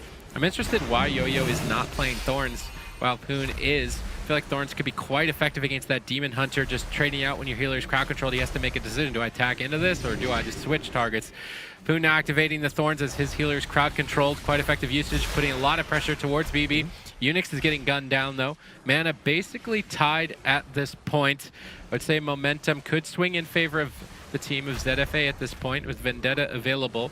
BB needs to look to lock that down. I'd like to see Kidney Shot on Poon, Root Solar Beam on Unix in 4 more seconds, and an Earth Grab on Streaming. So there's the Kidney Shot. They need to go for, there's the Root Solar Beam. Now they need to lock Streaming in place. He's actually not even going for it. He's just going to drop Darkness instead and try to go 1-for-1 with that Vendetta. Now having to overlap Barkskin as well. Bit of a misplay here from the team of Unitas that could allow ZFA an opportunity moving forward. Yeah, they use so many defensives actually. Streaming, Poon, both using their trinkets, Barkskin, Darkness, and Renewal being used, and not much was committed. Yo-Yo's going to have that Incarnation soon, but at the same time he's getting low, needs to be careful himself. Nice Hex on the BB as well, the Croucher on the Sam. Yo-Yo is going to get it, but a double capstone into a half clone that actually gets trinketed from Sam. He was just so far behind on healing that he opts to trinket it, use that grounding, and try and top them off. BB using his Cloak of Shadows as well as Yo-Yo's Renewal. Again, now both teams looking quite even. I would feel like Unitas GG got the better of that exchange. Having your healers trinket, I think, is much more vital in this matchup. The next Solar Beam, Stun, Cyclone. Sam can't get out of that while Unix can. Although now in a blind is likely to have to trinket that. That advantage basically lost. Gets Root Solar Beamed on the trinket. Oh. Nice play from Yo-Yo, but he gets Cycloned by Poon. They need to keep Yo-Yo out of the game for a couple of more seconds if Unix is to recover in this position. That defensive cycle from Poon actually saved them. Streaming was so low on HP, so the clone during that incon was the only reason they're alive. So well played by Poon, and now they're reversing the pressure on a Yo-Yo. A full root beam into Cyclone onto Sam. Yo-Yo's just living in bare from Barkskin right now, but he could just die through it if they can reconnect the Cyclone. There's the paralysis as well onto him. Another Cyclone. Yo-Yo could just fall before the Spirit Link. He gets stunned again, and that was excellent crowd control coming from Unitas GG. Perfectly played to take this second win, and now they only need to win one more to advance in this competition. Perfectly in order to dismantle Unitas GG's defense. If they cannot execute perfectly, I think it's looking unlikely for them to find victory. I agree with you, Sid. Unitas GG looking so dominant right now, cleaning up their defensive lack in Nagrand, and now have been looking very good. The root beam onto Unix, nearly the same mistake happened in the Fell Rush in the root beam, but Streaming does reverse that right now.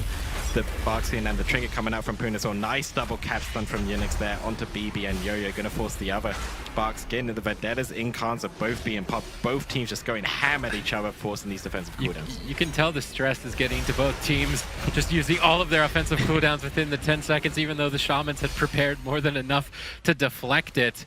So that opener not really getting too much done on either side. Poon activating Thorns, but then going for a Cyclone onto BB, denying some heals, but not getting to benefit too much from that Thorns. Yo-Yo is still not running his own Thorns. I see maybe if Streaming is running the demonic build and he's healing a lot, that Thorns might not gain that much value against the Demon Hunter as opposed to the Rogue and the Warrior, so that could be potentially his thought process there. BB getting bursted down though, trading out evasion. Streaming getting some nice burst in there. Sam not panicking though and only trading 1 for 1, which is fair. Yo-Yo now getting bursted down. Poon caught into a kidney shot. Solar Beam available for Yo-Yo, so what needs to happen here is Sam needs to root up Streaming or hex him. He's rooted right now. It would be, there's the Solar Beam potentially here. Sam, both Shamans locked in crowd control. Streaming in position though to remove. Sam in a Cyclone. Yo-Yo in trouble. It's match point. Ducking into bear form, trading out Barkskin, trying to reduce the pressure, but they could switch to BB. Nice hex. Yo-Yo needs to try and dispel that, but gets wind sheared. And they covered it with a Cyclone for a second. Nice play there from Poon, but unfortunately not able to net a kill off the back of it. They forced that renewal as well, and Streaming doing a lot of pressure. One thing about the Thorns as well, Streaming can just easily swap to the Rogue during the Thorns time and then go back to the Boomkin once it fades. So I think that's maybe why he doesn't pick that Thorns. And it looks like Poon is just going to get cloned in there. They make a swap onto the Unix there, catch him out into a kidney, but they need to get more pressure than that. And it looks like Unix is going to just root him behind that pillar, but he actually gets Cyclone low at HP. They could potentially take someone else down, but they don't really have the offensive cooldowns apart from Vendetta. And he's going to have the Eventual Tome ready for that, so they need to be careful to use that. They use the Ascenders to keep him up. Poon once again with the Thorns, and he's just going to deflect a lot of that pressure onto BB. Yo-Yo getting low now as well, using that Barkskin. There's that Overshield Tome down. So what I would love to see is BB wait for that to happen and then unleash his Vendetta onto someone outside of the Overshield Tome. All right, Poon locked down in crowd control. They had good crowd control on Sam, but Poon got shut out by Yo-Yo and BB, both executing well defensively to save their team. Mana tied at this point. That advantage not in favor of Unitas as it was in the previous match. Poon ducking for cover, but he's stacked up. BB can attack 2 members. This is perfect positioning for the Rogue. Poon's opting to Cyclone him. Actually trinketing aggressively. He's got Vendetta ready to roll. Who can they go after right now? There's not really any openings in terms of defensive cooldowns for BB to exploit. Streaming, jumping into Metamorphosis with that I-Beam, really leading the charge, punishing that Trinket, stunning up BB and trying to burst him down. How will he respond? Trades out evasion. In what could have been his life. This is match point, a lot on the line. Poon now dipping low, forced to trade out Barkskin. Unix gain Solar Beam, Streaming, needing to remove that, dashing over. Now a Cap Totem from Sam, good crowd control. Unfortunately, no more follow-up, and now Incarn available for Poon. BB is an exposed target. He's got to be careful. Yeah, he doesn't have that trinket or that evasion, so he is an exposed target indeed. Stream is going to be looking for those swap opportunities onto him, whilst they have Sam in crowd control. So a very scary situation for ZFA. And once again, Unitas GG are looking so good on this Demon Hunter Moonkin composition, and they're going to have that Incarnation ready. Although Yo-Yo pops his burst, trying to get pressure on the Streamer right now, but Unix is free. uses that healing tide tome, and now there's the root beam onto Sam. They could get a lot of pressure with this. They opt to go onto Yo-Yo though, who uses the bark skin and the renewal. I would have maybe loved to see them go on a BB, but he does have that Cloak of Shadows ready. Vendetta being used right now as well, pressuring Unix heavily here. He gets cloned once again on this Astral Shift. Yo-Yo's a madman getting these clones every time on the Astral Shift when he's low on HP, and there's a Spirit Link though coming out from Sam, and it's looking bad for ZFA. ZFA are slowly but surely falling behind as Unitas GG look to secure victory. Streaming, pulling the trigger on a very powerful aggressive cooldown, trying to execute for a kill, but he getting cap totemed away. It's going to peel some damage for now. Sam, and he's in a position where his team really doesn't got much to survive. Can he do it? He gets innervated. He's going for some healing surges. Nobody's interrupting them. Sam catches a couple of big heals, but now gets stunned. BB's in trouble. So is Yo-Yo. Everyone's dipping low. They get a clone on Sam. He trinkets out to try and save the team, doing his best to keep them in the fight, but ultimately falling so far behind. Solar Beam on Sam. This is match point. BB ducks for cover. Trades out Cloak of Shadows. Hovering, barely able to stay alive. Yo-Yo now getting swapped to, and Unitas GG are starting to assert dominance. Once again, the Moonkin saving each other. Yo-Yo had a clutch clone coming out onto stream, and without that, BB would have surely went down. He had nothing to survive there. So excellent job from these Moonkids. Yo-Yo doing a brilliant job with clones this game, but now dampening's ticking in. Full blind onto Unix. He's actually, there it is. There's the trinket on the blind. That's pretty much expected to see. And I'm not sure how ZFA will survive the next Solar Beam route. They're so far behind. If ZFA managed to win this game, they are legends. They're just immensely far behind. They may have a couple of opportunities here to go after Unix or Poon in the near future, with dampening finally setting in. Both Shamans are tapped on mana. It could come down to who can get a drink. Poon denying it with Starfall. Really nice positioning there. Sam's getting pressure. He's caught into a stun. This could just be it. Solar Beam for Poon up in 2 more seconds. Actually gunning down Sam a bit, trying to catch him off guard and bait some defensive cooldowns, trying to make difficult decisions here. Now getting Solar Beamed. Unfortunately, he was able to get out of it just by an inch, and now he's not silenced. That crowd control is lost. Yo-Yo has his Solar Beam now. See if they can set it up properly. They need to make sure they crowd control streaming at the same time. They need perfect execution. If they can do it, they can definitely take this game. Yeah, Sam running out of time though. Yeah, they're running on that time limit for sure. They need that perfect execution, but I'm not sure if it's going to happen. They're just looking in desperation, survive and pursue. And there's the kidney shot on Poon, so it looks like it's going to be reversed. The Hex, though, onto streaming right now. It's not getting dispelled, and they land a full Cyclone. This is it. They could just take Poon down through that bark skin. I can't believe it. ZFA with that perfect crowd control that we were saying they needed, and they performed it executely. And I can't help but think that if the dispel on the Hex came out in enough time, maybe they would have lived and won. I mean, both the healers are everything was exhausted for both sides, and ZFA come in with the clutch play to tie the series and bring us to our first. They could just take this one and be able to cause a huge upset against Unitas. All right, both teams are just going to charge at each other at the start of this. Neither team relenting. Unix positioned far away though as BB moves in. He's going to stun lock both DPS targets. Unix locked in Solar Beam. Good crowd control onto the team of Unitas by ZFA, looking for an early kill onto Poon. Unix denies with Trinket on that blind. Unfortunately overlapped with Barkskin from Poon, which is a huge opening for BB because he was patient. He held on to that Vendetta. That's going to be a big punch on the next crowd control. That's true. And Poon also holding on to this Incarn, and both Overchill Tomes going to go down. So I believe BB and Poon are both going to do a lot of aggression. But now there's the double stun onto BB and the Yo-Yo with a Root Beam on the Sammy. Trinkets out of it. So much damage coming from streaming with that annihilation, nearly annihilating BB right away. And he had to use his evasion, and he's still in so much trouble. What is this damage coming from streaming right there? Crushing him through the evasion and forcing the vanish as well. You know what that is? Poon and streaming, instead of just popping everything right at the start, they waited. Sam's Earthen Wall Totem faded. Then they popped every single button and started bursting him down. So much better execution from Unitas GG this match to get heavy amounts of burst early on. Unfortunately not netting a kill for their team though, but putting them very far behind. Interrupt on Sam. BB down to half.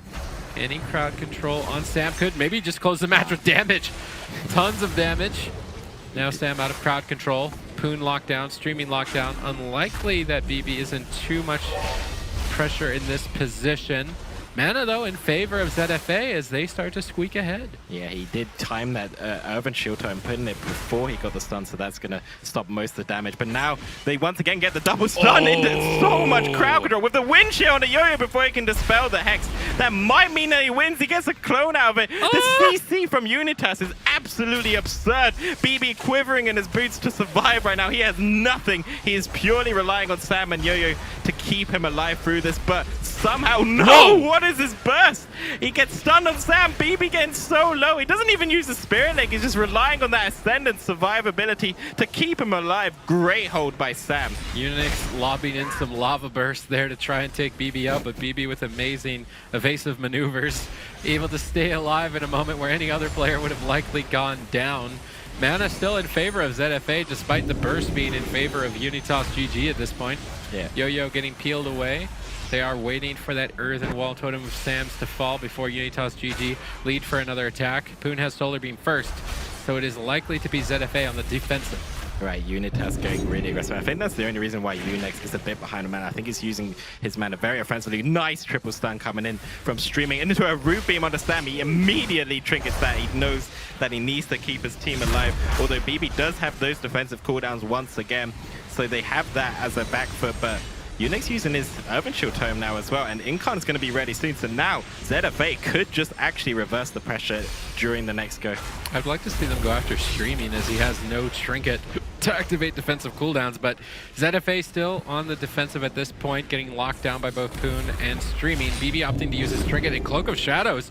A very aggressive move from BB. Unix locked down in crowd control. BB looking to maybe get a cheeky play here on Unix, sapping him 3 times, then maybe going for a kidney shot, trying to hold him in place as long as possible, while Yo-Yo does all of the damage, but not enough to take Poon down.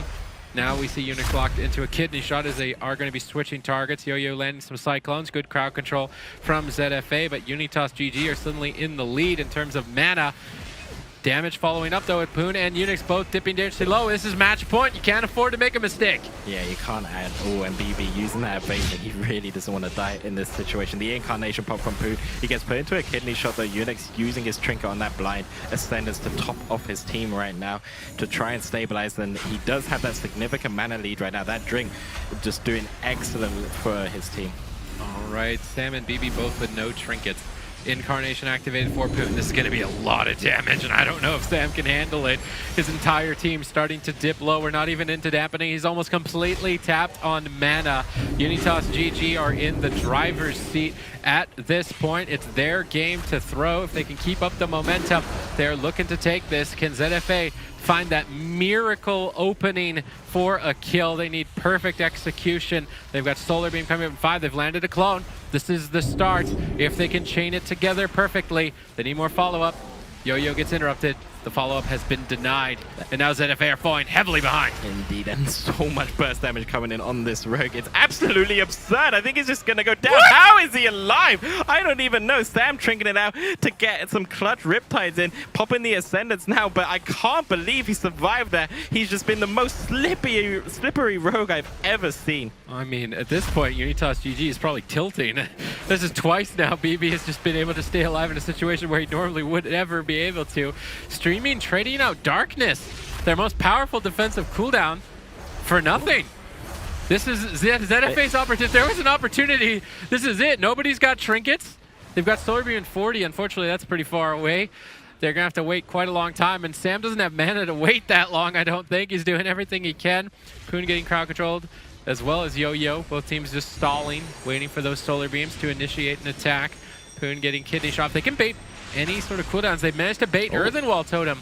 This is actually it. ZFA, they're lining up the miracle right now, Joe. They need to be able to survive. I don't know how they're going to do it, but if anyone can pull off a miracle in this situation, it's ZFA. They've already done it twice. Will they be able to do it a third time? The Earthen Shield times have gone down, but there's the Root Beam. BB in so much trouble. The evasion comes out. It gets just chunked through it, using that Cloak of Shadows now as well. They need to make sure Sam is out of crowd control, so he's ready to use that Spirit Link whenever. There's the blind on the Unix, there's the Trinket, and there's the Root Beam. They could just kill Poon right now. It's going to happen again. The Hex on the stream, and down he goes. ZFA take it. A repeat of Ashermane's Fool. I can't believe that they did that. That crowd control chain is completely insane. Unbelievable. ZFA reverse the series and win 3-2 against Unitas GG. That is honestly unbelievable. How on earth did they win that game? They can't believe it. Yeah, I mean, I'm really looking forward to this matchup from the Gronks. I really like that all these teams have adapted pretty well and play Demon Hunter. It seems like most teams are really experienced for it. They're a very strong melee class to play in the meta, and especially Fitz. I think we had seen him play Boomkin in the class or in the past. He kind of plays Shadow Priest. He'll play Warlock. So I think Boomkin 2, it's not too much of a step off of playing that spec. It's, you know, dot-based caster. And I think that's a lot of damage. What? Wait, are they going to kill him in the opener? I mean, they get him to 20% HP, force the Trinket out by Mayo. They make him use the parry, but still have that Rallying Cry. But that was a pretty greedy play. I mean, they got the Trinket from Mayo, but did not end up using that Spirit Link. But it feels like the momentum is completely in Gronks' favor. They use that Incarnation with the Metamorphosis, and you have an insane amount of damage coming out. I mean, they overlapped every single defensive cooldown. I would say that Rock are heavily on the back foot moving forward. Still pressure to follow up from Gronks as they are really tearing Rock apart in game number 1. Now trying to bounce back with Healing Tide Totem placed down, healing his entire team for quite a large amount. Fitz getting storm bolted, not really able to get anything going for his team just yet, but Thorns is going to be super effective against a double melee composition. Now he's going to need to focus on purging that, which costs mana, and Nux is running that Mana Rift talent. As you can see, that purple circle about to go off, but Nux on the back foot, dipping relatively low as Volchok tries to pick him up in a hurry with that Healing Tide Totem. Volchok and Mao basically tied on defensive cooldowns, but their partners, on the other hand, they're not looking too good. Mao caught into that Solar Beam, Dog Mage down to half. Nux now getting bursted out of nowhere.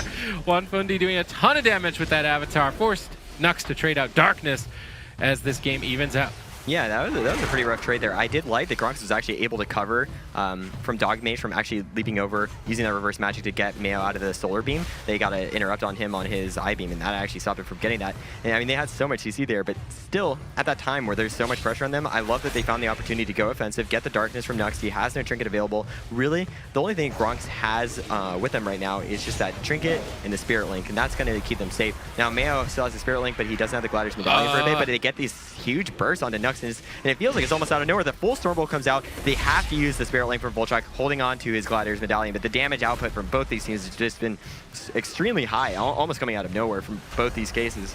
I mean, Rock has basically bounced back into this match. They've got a strong cooldown lead at this point to be able to close it, and their damage has been quite insane. In the meantime, Gronk securing crowd control on Mao. Won the target, but Dog Mage peels for him. MVP Dog Mage double stun. Mao getting interrupted by that Solar Beam. Juan the primary target at this point for Gronks, but no Incarn damage really to boost up and provide any serious threat. Now Nux on the back foot. Crowd control secured onto 2 members, but Fitz saving the day with a well-placed Cyclone. Yeah, and the damage output that they've had with both these Demon Hunter comps, I mean, we're just seeing they're getting so much consistent pressure throughout this entire game. We see Juan has been just playing beautifully, just finding these windows to try to chunk them down as hard as possible, almost getting that final executed off onto Nux with that one go that we saw. But we have no Trinket available for Mayo. He has to be really careful with this team because he's kind of just using his Trinket whenever it's available instead of really saving it for Spirit Link, something that we haven't seen Shamans do too much. And we can already see there's a little bit of that mana lead in the favor of Gronks just due to having the Boomkin on his side, having a little bit of that extra off healing, especially with the Demon Hunter, making them kind of safe and making it so that he does not have to always expend as much mana output on his team. And we're seeing that if the game prolongs, the potential goes into dampening. I would say Gronk starts to get the favoritism. Yep, certainly at this point we can already see that lead starting to establish itself. Rock are going to need to try and burst down an opening, gunning down for Nux, forcing Blur. Fitz has Incarnation rolling. This could be devastating if he's able to connect onto the target. He's looking for some Cyclones. Dog Mage trades out Darkness, but actually charges out of it. That's going to provide no defensive benefit to his team. Fitz still looking for more crowd control, gets denied by Juan. Nice pummel timing there, allowing Mao to get out of crowd control and start topping his team. The Incarnation threat has been thwarted. The next threat that they're going to need to deal with is Nux, with Metamorphosis coming up in 14 seconds, but the crowd control has been secured in the meantime. Great setup by Fitz, because he had a bit of a panic attack by Rock. as a double stun is secured by Nux into a full duration Hex. This could be devastating. Unfortunately, breaking a little bit early to the dot damage of Fitz. Fitz trading out Thorns onto Nux. They need to make a decision here. Do they attack into it or do they avoid it? Looks like they're going to avoid it for now and switch over to Fitz. Volchok actually getting attacked by Nux, and Rock seem to be splitting their damage onto multiple targets, trying to burn more mana on Earth Shield swaps. We see a double stun from Gronks. Fitz gets the Beautiful Cyclone clone. out of it. Really good crowd control from the team of Gronks, but no damage to back it up. Right, I mean, we're seeing, like we were saying earlier, dampening is about to start in just about a minute. And this is where that lead just establishes itself for Gronks. They have so much pressure throughout this game, they just need to be very careful because obviously when you have that warrior on your side, it does make it so that there's the potential to get insane burst damage. And while Boomkin still do have that on their side as well, when you have those strong bursts from a warrior, you have the sharpened blade on your side as well, giving a 50% healing reduction instead of the normal 25%. And that makes it so hard for a healer to recover at that point. And they're going to have to end up having this battle where both these healers are in so much pressure, trying to find just any little lead they can. And we can see, even though Rock has that smaller gap, we're getting to this point where both these Shamans are going to be and at that point, the game could go in anyone's favor. The only thing that we have is that Gronk still has the Darkness available, while Dog Mage, he doesn't have his for about a minute. So this is one window that potentially Gronks can take advantage of, having to be aware of that the next time that they have that Incarnation for the Boomkin, they will have Darkness available. So making sure to have those good trades. We see a full clone beautifulely coming out from Fitz, trying to get the pressure onto Wanfang, making him get caught in that full Fell Eruption, and they rotate a nice clone onto Dog Mage, trying to keep them low. At this point, the mana lead just extending more and more to Gronks. We're at 6% dampening. They get the full in cap, forcing the trinket out from Mayo. And again, I keep seeing him just making sure to aggressively use this trinket and not always having it for Spirit Link. And I feel it's something that, as we're at this point in dampening, he might even have this window to use that Spirit Link totem, and it could effectively get wasted. Right, Volchok and the team of Gronks are gunning down from Mao. Triple stun. Nice setup. Mao's in trouble. Cyclone onto the warrior, trying to deny any support. Nux dipping a bit low there as well. Gronks need to be careful not to throw away the lead that they've worked so hard to start to get. Incarn for Fitz. This could be devastating. Ascendance just came up. Mao's gonna press that immediately. Volchok in the meantime Spirit linking preemptively on the incoming damage. This is looking to be one of those games that could potentially have a cross kill, as both healers are slowly but surely going to be tapped on mana. Both sides are falling behind. Nux has Darkness. Volchok's in trouble. Trying to hold on to it, looking for a cheeky Hex. There's a ton of damage going on to Juan, though. They have that full Hex right there. They are going to be able to get out of that Hex in time due to those dots breaking, but Juan, he's having to use that parry right now. He's trying to keep himself in this game. He's at 50% HP, but they get an offensive Cyclone on him. Beautiful play from Nux. They have the Stormbolt on, or beautiful play from Fitz, and they have that Stormbolt going out onto Nux, but they're still losing this pressure. I'm so surprised these teams have been going back and forth between each other, having these such close windows of getting a kill. All right, Solar Beam now available. Nux on the back foot. He is likely to have to trade out some major defensive cooldowns. There's just a ton of damage. Fitz is trying to back him up with some good Cyclones. Will that be enough? Double stun from Dog Mage. MVP Dog Mage in execute range. Almost nothing left. Darkness traded. Nux survives the stun, but at what cost? They're so far behind. The mana is completely evened out. Both these teams are heavy hitters. Triple stun for the team of the Gronks as they start to strike back. One with no personal defensive cooldowns, hanging on by a thread. Spirit Link Totem, their last line of defense, but he's caught into a Solar Beam and unable to use it. Juan dipped dangerously low and ultimately falls as Gronk secure game number 1. Such a close end there. He actually got the double fear over onto the DPS of Gronks, but it was not enough. Wanfu will fall, but such a cutthroat game. Gronks and Rock, both of them so close to landing games, but it will be Gronks that takes the first one on the Grand Arena. But we saw him against those setup comps. He was actually to make really, really strong plays. He was able to use those reverse magics extremely intelligently. And this is more of a matchup where it's like they're kind of shutting down one of the stronger players just effectively by making it a game where his role is more of just sustained pressure and not dying instead of actually being able to set up anything. All right, both teams leading with double stuns as Dog Mage and Fitz trade their trinkets. Now they could be exposed moving forward in a stun lock combo. Dog Mage holding on to his Metamorphosis, trying to split up his cooldowns, but as well as Fitz, so there's still quite a lot of potential for either side. Fitz activating Thorns, trying to force Nux and Juan to switch targets, and they have. Dogmage actually going after Volchok, and they are both running Mana Rift, so going after Volchok means he gets Fell Eruptions into the Mana Rifts and really start burning that mana bar quickly. Mao dipping low as well, as both Shamans seem to be the priority targets at this point. Yeah, I actually think this is the proper decision to make on this map choice. You're going to have more uptime on the Shamans like we're already seeing, and when the melee cleave goes onto the rest of their Shaman, that means they can line aside the Boomkin easier, and in that same situation, since Demon Hunter Boomkin also has really strong damage, if they go onto the Boomkin instead of trying to chase the melee, they're not going to get line sighted. They can free cast onto him, so it's kind of like both teams being aware that they can run at each other's healer, and the other team has, you know, they're trying to force the other team to not do that to theirs effectively. Volchok into that Fell Eruption, Mana Rift Wombo combo. He's going to be falling heavily behind on mana at this point. Rock seemed to be in a good position. You could call it a rock solid position. Fitz ducking for cover in bear form during this burst attempt. Tanking it out, now recovering, getting on the offense. Looking for some Cyclones, trying to fake cast some interrupts. Cheeky Hex by Volchok, but Cheeky Hex by Volchok is not going to be able to be dispelled. Dogmage falling behind. Mao trades out Earthen Wall Totem to recover. Volchok does not have that same luxury. Volchok locked down into Fell Eruption once again. I really feel like Nux has not been comboing the Fell Eruption Mana Rifts nearly as well as Dogmage in this match, and it's really getting ROC ahead. Yeah, I think it's actually extremely important for them because they're the team that does have the Boomkin, and I feel like that's where you can get the mana advantage, and we see immediately that Solar Beam being broken with that reverse magic being used, and that's really important to do in these matchups. You need to make sure that you're the Demon Hunter, you need to break any of those root beams as quickly as possible. We saw that happen in the previous series before this, and the Demon Hunters being aware of that, I think that's really important. The thing is, I feel like I've seen Fitz take a little bit too much damage, even when they have these pre-Eartherns. They're getting so much momentum on him, and it's made it so he's not able to get as many Cyclones as he was the last game. So I think this is where the map choice from Rock is actually seeming to be very intelligent because they're actually taking advantage of their win condition. Yep, both teams basically forced to stack on top of each other, which means both sides are doing maximum pressure, and that's really going to force the rest of Shaman's hands to trade lots of defensive cooldowns as Ascendance has been pulled. But Nux is out of line of sight, taking a ton of damage. He blade dances to dodge the incoming executes. Clutch play from Nux, but Volchok is still inevitably falling behind, caught now into an intimidating shout. Fitz ducks recover, trying to run away, looking for some Bash Cyclones, gets denied by Dogmage. Now the momentum could be swinging in their favor. Volchok still with Spirit Link and Darkness at his side, as well as Mao.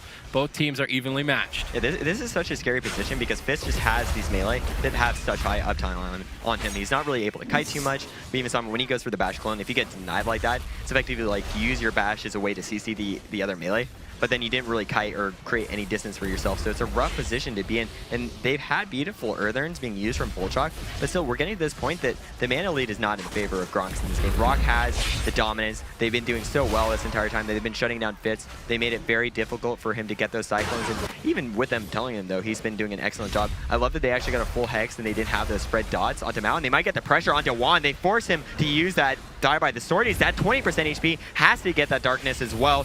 Very, very big cooldown overlap from them. And they clone his Trinket offensively from Fitz. This is a huge play from Gronks. The win condition is theirs. They just need to sustain this pressure. They need to make sure that they don't get counter pressure at this point, and the game is completely theirs. Yeah, Gronks with a huge hit. That was high value incarnation. Nux is now the one that needs to carry his team with Metamorphosis available. Not very many defensive cooldowns left on the side of Rock.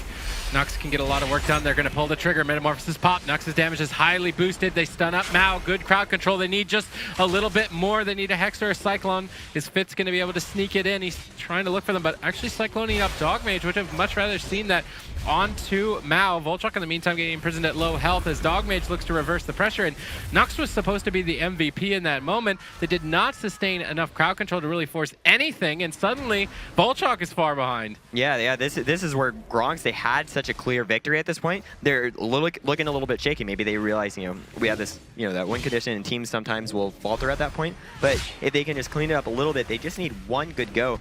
All they have available is just that Trinket Spirit Link Totem, but with the mana lead and dampening so high, this is where that cooldown loses effectiveness. All they really have is the Rallying Cry at this point, and Volchok is being swapped to. They have so much momentum on him. They use that intimidating shout, trying to get that pressure, but Volchok does get that Tremor Totem, but Volchok being pressured, 20% HP on him. He doesn't have Riptide available. He's trying to keep himself safe. They're both connecting from the melee, and Fitz isn't able to kill for him, and Volchok could go down. He has Spirit Link available, has to use it. They even use the Darkness at the same time. Huge overlap from them. Rock completely turned this game around, and I mean, Gronks need to just figure out some way to get their win condition. They're still tunneling him. They have the stun on for Volchok. DR stun comes out onto him. He uses the Riptide, trying to keep himself alive. He doesn't really have anything left at this point, though. He's at 10% mana, but Mao, he has no mana whatsoever. Juan needs to get killed at this moment, or it's over for Gronks. I mean, it's anyone's game at this point. Interrupts are secured onto Mao, into the imprisoned trinkets out, but a double stun to follow it up. Spear linked right before the Hex, connected by Volchok. Ruins of Lordaeron, a great map to switch to healers and rush them down. Rock have been exploiting that, but they're running out of time. Volchok has managed to recover, and it's now Mao heavily on the back foot, locked in a solar beam. Dogmage into the stun. Star Surges are flying, and he might just be done. Fitz gets storm bolted at the final moment to stabilize. Mao doing whatever he can, bouncing in and out of line of sight. Nux makes a swap over. Nice interrupt, putting Mao even further behind. Trades out Astral Shift and Healing Tide Totem. Now basically praying that his team can find any sort of opportunity in this moment. Everyone on the side of the Gronks has an answer. It's looking better and better for them moving forward. Right, no one has any mana. I mean, Gronks is trying to look for that kill window. I like that Dogmage is kind of split up, hitting Volchok at this moment. They're making it so Fitz can't really do anything, but they go for that Fell Eruption onto Mao. They get the full clone on that. Juan has nothing left. They need to kill him. He has the die by the sword coming back up. He has to use it. He still has the Rallying Cry. There's so much pressure coming out. He has the darkness back, and this is where Gronks doesn't really have anything at this moment, so Rock needs to go offensive. They have some of these defenses. They need to take advantage of the fact that they're at 13% damaging. There's no mana for either healer. They're pressuring Fitz. He's super low. He has the renewal available, has the thorns, holds onto it, making sure for the right moment, and now Nux is getting swapped too. And it's super difficult for Volchok to recover, but a beautiful Hex coming from Volchok, and out of desperation at 14% damaging. There's almost nothing left. He has the Earthen Shield fading, and they're going onto Juan. They try to finish him off, trying to burst him down, have the shear onto Dogmage, and they almost kill him. They do kill him with the final CC onto Mao. Great play from the Gronks. Great play from the Gronks indeed, as they will take the game 2-0 up in the series right now, 1 away from securing their spot in the upper bracket finals going into tomorrow, which would be the CMIM. And Gronks actually had an incredible showing and knocked them out of the tournament. And that was when I think a lot of North American players realized that these are a strong team. They gave them a lot of respect. And from then on, it's almost like Gronks is such a favorite, even for American players to see do well. And they're definitely doing well right now. The only reason we didn't see them last year is because they had other commitments. So Gronks have managed to stay at the top of their game despite balancing work, life, and games. So let's see if they can do it here and clean sweep Rock. They've got a decent amount of pressure rolling at the moment with Fitz's incarnation. Juan needs to be careful, doesn't want to throw away the game on match point. Mao getting solar, everybody fake casted it. Nice play from Mao. Yeah, and I mean, they have this really early pressure coming out with that incarnation. Fitz taking a little bit of that burst damage right there. They're trying to get that spread pressure, hitting Mao a little bit more. I think I kind of like that when they go for the early pressure onto the Fresher Shaman, try to make him a little bit scared. And then, like we saw the last game on Ruins of Lordaeron, they eventually progressed to instead kind of getting CC onto Mao instead, where they're rotating a Hex right now. They use the Fell Eruption and get the Hexes from that. They actually force Mao to use that Trinket, and a lot of bursts going out to Juan and have him in the full bash, but they do get him topped off from Mao. But still, very scary moment. They have to be careful since that bash is coming out from Fitz. Yeah, Juan needs to be prepared for the next attack. It's likely to be his personal defensive cooldowns to keep himself alive. Fitz caught into a Storm Bolt, but he does have Thorns activated, so they are going to be taking a bit of damage in return for attacking him. Really well done getting that activated right before he got stunned. Mao into the Fell Eruption. No follow-up, but they do get the Mana Rift. You got to remember, both these Demon Hunters are basically mana burning each other's healers amidst all of the damage and crowd control, so they can attack a team on multiple fronts with both crowd control, burst, and attacking the mana bar. Volchok locked into a stun Mana Rift. Mao and Volchok are basically having a Hex war on top of each other at the moment, but Volchok has Dispel on his team, whereas Mao doesn't, so there's a lot more stress on Mao to avoid it. He gets Solar Beamed on cast. This could be devastating. Juan dips low. Fitz activates that Thorns. Juan opting to Spell Reflect and try and get some of that Thorns damage on his side, but Fitz just tanks it out. Looks to be able to recover quite easily here. Volchok, though, pretty significantly behind on mana.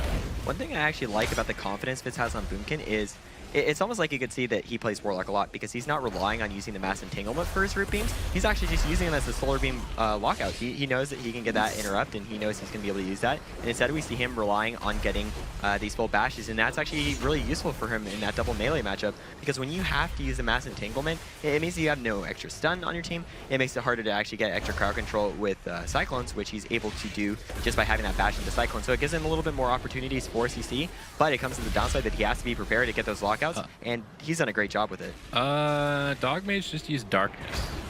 maybe a fat finger there. A little bit of a mistake. That's a bit of a throw. That's your strongest defensive, and that was basically just donated for free. So the Gronks are looking like they're in a position where they can just lock this series down. Mana's basically tied. Cooldowns heavily in their favor. Burst heavily in their favor. Solar Beam available. Fitz is ready to pull the trigger on that. Mal locked into the stun. Looks like they may be actually trying to attack him or just keep mana rifting him off the back of those fell eruptions. Fitz tanking it out, trying to pre-bear form a stun, getting ready for that Solar Beam, locking Mao on cast. He pops the Incarnation, but he gets stunned.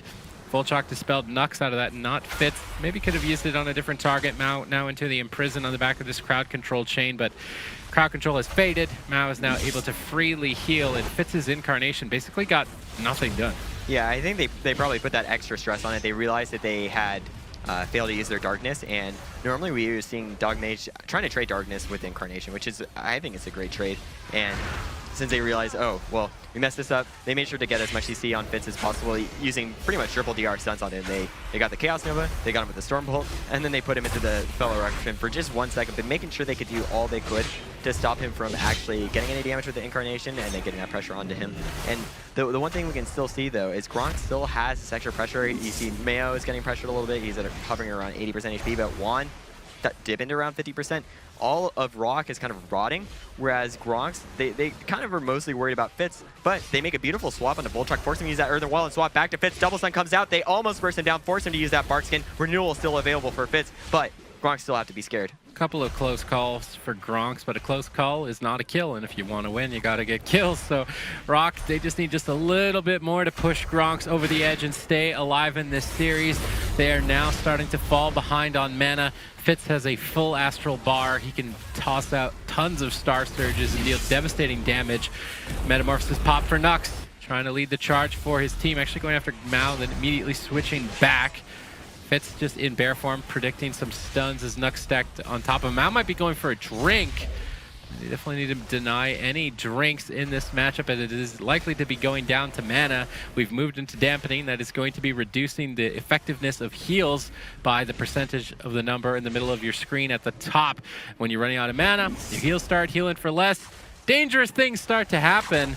Volchok falling behind, Fitz as well, tanking this Blade Storm in bear form, trying to exchange Thorn's damage in return, but Juan does not seem to care. Double stun Cyclone attempt here. Good crowd control between Fitz and Nux, locking the entire team down, allowing Fitz to recover. Yep, and he goes for that bash, tries to get the Cyclone, but a nice wind shear comes out from Mayo. He's stopping his team from getting CC'd, and that's what you want to be doing as a rest of Shaman. You need to stop the Boomkin from really getting into that CC as much as possible in this matchup. You want to be using your shears, your groundings to help keep your melee cleave offensive. That's one of the strengths for having rest of Shamans and melee cleaves, and they make the swap onto Volchok, trying to get that pressure on him. Dogmage using that Iving just to get himself back into that Metamorphosis. Nux doing the same thing, trying to get that spread damage by both Blade Dancing at the same time. They're trying to keep up that offensive pressure, but Gronks still has this mana lead as we go into dampening, and we've seen both these Demon Hunters trying to get these mana rift windows. They try to stun each other's healer, spam those, but we actually see a missed mana rift coming out there from Dogmage. A little bit of a mistake not having that CC available just to guarantee that, and that's going to end up adding up. It's 8% mana every single time they land a mana rift, so if you do end up wasting those,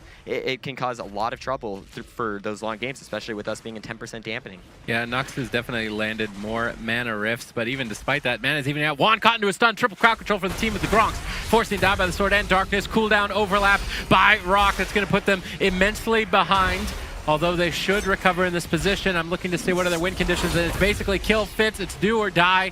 Do they have the damage to do it, or will they be going down to the lower bracket is the question. Fitz has Incarn still rolling for a few more seconds. His damage is heavily boosted. We see a double stun, though, as they need this kill here and now. Do they have it? Volchok locked in Fell Eruption.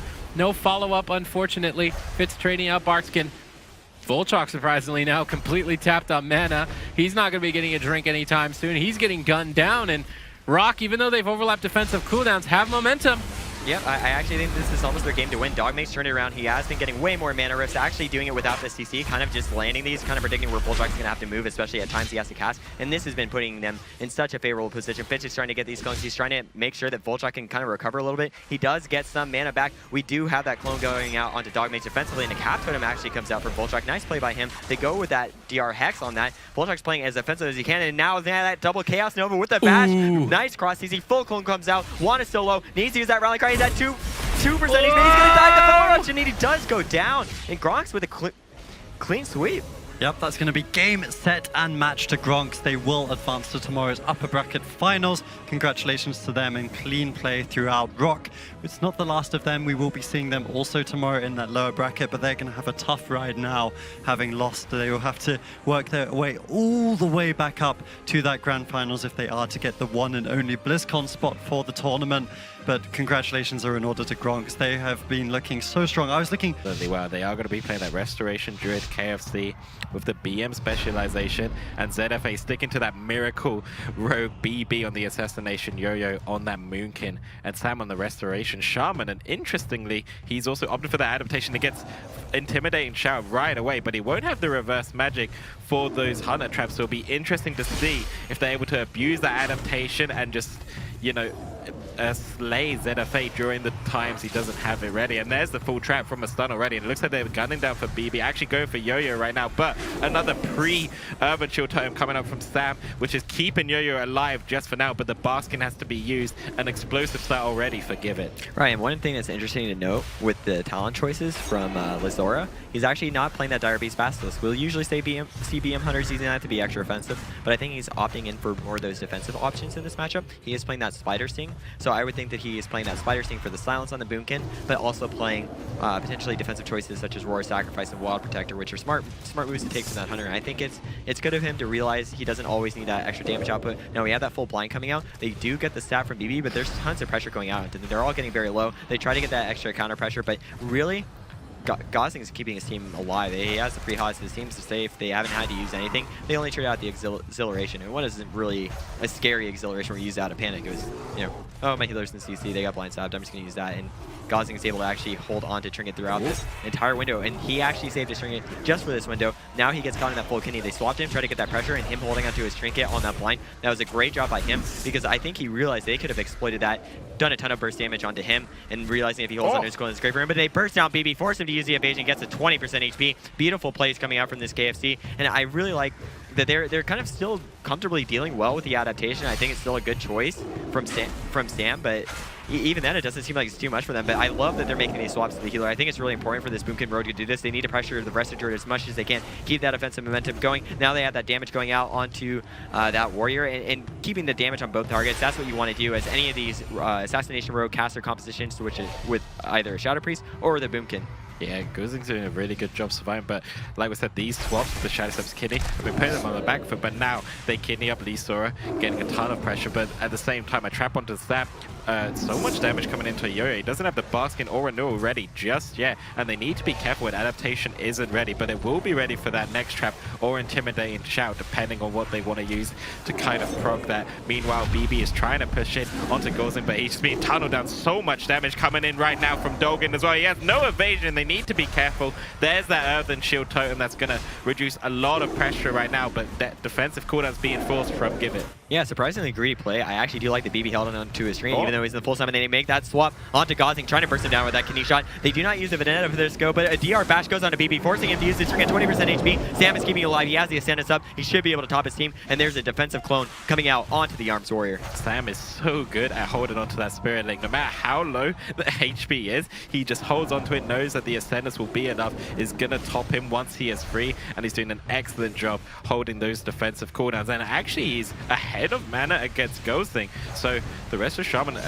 unconventionally ahead of a Restoration Druid, and that could be the key for them to beat Give It. I think and that's something that you're going to see in this type of matchup where you have an Assassination Rogue, you have a Boomkin going up against a Hunter melee cleave, and that's times where as a healer you're not really able to be as mana efficient even on a rested Druid as you would in some other matchups. They stun his Trinket, DR stun his Trinket once more, almost burst him down with that go. They get the Step Kidney, they pop the Vendetta with the Incarn, and that's where the Assassination Rogue Boomkin, they get the scariest pressure they possibly can, but now they use that beam, get a lock on Storm Lure. He has no turtle, he uses it at 2% HP. I mean, they got every defensive cooldown in this go.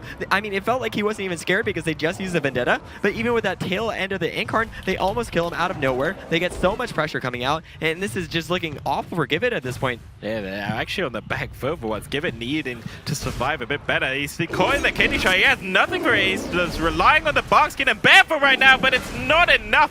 And Yo-Yo and BB with their offensive plays take out Give It in this surprising first game. They go 1-0 up. And that was a convincing first game too. There were... I think it's excellent to play Assassination because it gives you that opportunity to swap to healers with step kidneys, and that's what Assassination's great at, just taking out those targets and otherwise having non-stop consistent pressure to support your dot-based caster with that Mortal Strike effect like you brought up earlier, Joe. Exactly, and it looks like ZFA will need to try and find those swaps onto Gauss again. They actually land a slap here, gonna open up onto Lee's as well. Getting a triple cheap shot action into a kidney, some burst pressure, the incarnation being popped already. A blind hex, great crowd control coming out from ZFA. They do these offensive cross chains so well, and they already forced them on the back foot, forced Dolgong's trinket, forced the acceleration from Lee, and the game has barely started. Right, and then you're going to use that intimidating shot to try to get the adaptation from Sam there. I believe he is playing an Orc, so they're not going to be able to use the intimidation stun to get that, and they get a huge burst on BB at 1% HP. And you know what, at this point, this isn't even expected. He lives at 1% HP, holds onto his trinket, still didn't even use his vanish. He held onto his vanish throughout this, only used Cloak of Shadows and evasion. At 1%, he was like, my Shaman's going to Riptide shield me, I'm going to be fine. I just can't believe he lived there once again. He did use it at the cost of the evasion, the Cloak of Shadows, and the Urban Shield Tome, but a slither of HP. Once again, BB is going to live there, but now a full trap on the Slam. He has no defensive cooldowns. If the KFC can connect, he'll be in trouble, but a beautiful defensive Shadow Step that's going to make him completely negate the damage onto him, and they're forced to swap onto Yo-Yo. He uses that bark skin, and they're going to do just fine here. Maybe BB should be the one named Yo-Yo, because his is the health. It's kind of being like a yo-yo, right? Goes to 1%, tops off, right? Adrian would approve of that.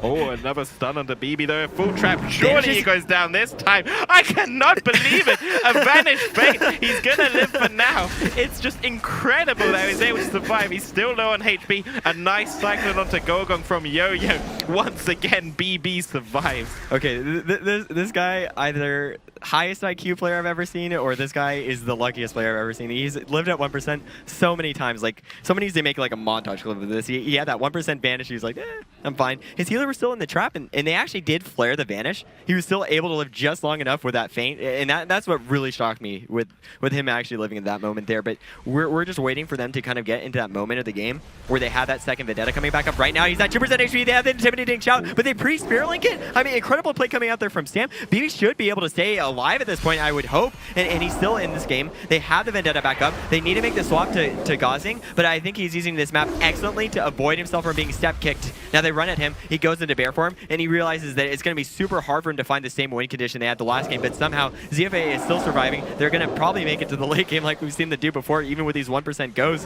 and try to maybe pull out another miracle. Yeah, and Ashamane's full is definitely helping them with that. Gauzing's having a much easier time, but they're still going to have a hard time taking out BB. But they are connecting now to Gauzing with that kidney shot, forcing out the boxing with the Vendetta. But BB is in so much trouble once again. The evasion Cloak of Shadows comes out, but he gets stunned, and then surely he goes down. And finally, BB gets finished off by Give It.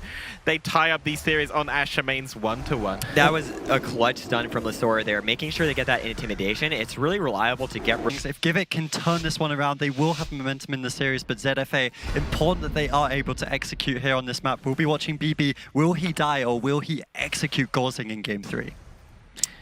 Yeah, I mean, I really like this map. We were bringing it up a little bit. I think it's just the best way that he can make swaps onto the Restoration Druid and punish him, because as we saw with Ashmane's, it wasn't very possible for him to do this, and it makes it extremely difficult for them to find their win condition. I don't think this Boomkin Assassination Rogue is going to be able to get kills just by hitting the DPS and CCing them, and we've seen that Gauzing, he is fantastic. If he's the target that's being CC'd and he's not the one being pressured, he will keep his team alive through every possible CC.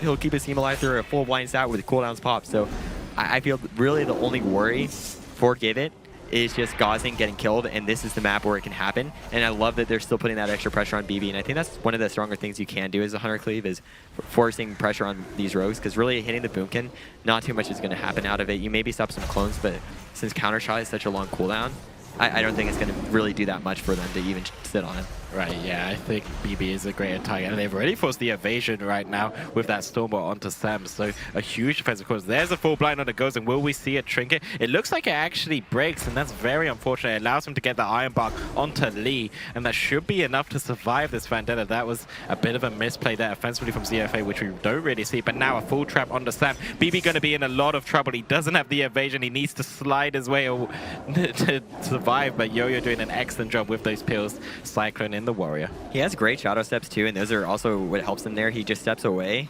maybe onto the healer if he can, and he uses those as ways that he can kind of avoid that damage, even though his healer isn't at full CC. And that's really important for you to do versus Hunter comps whenever you're really any class.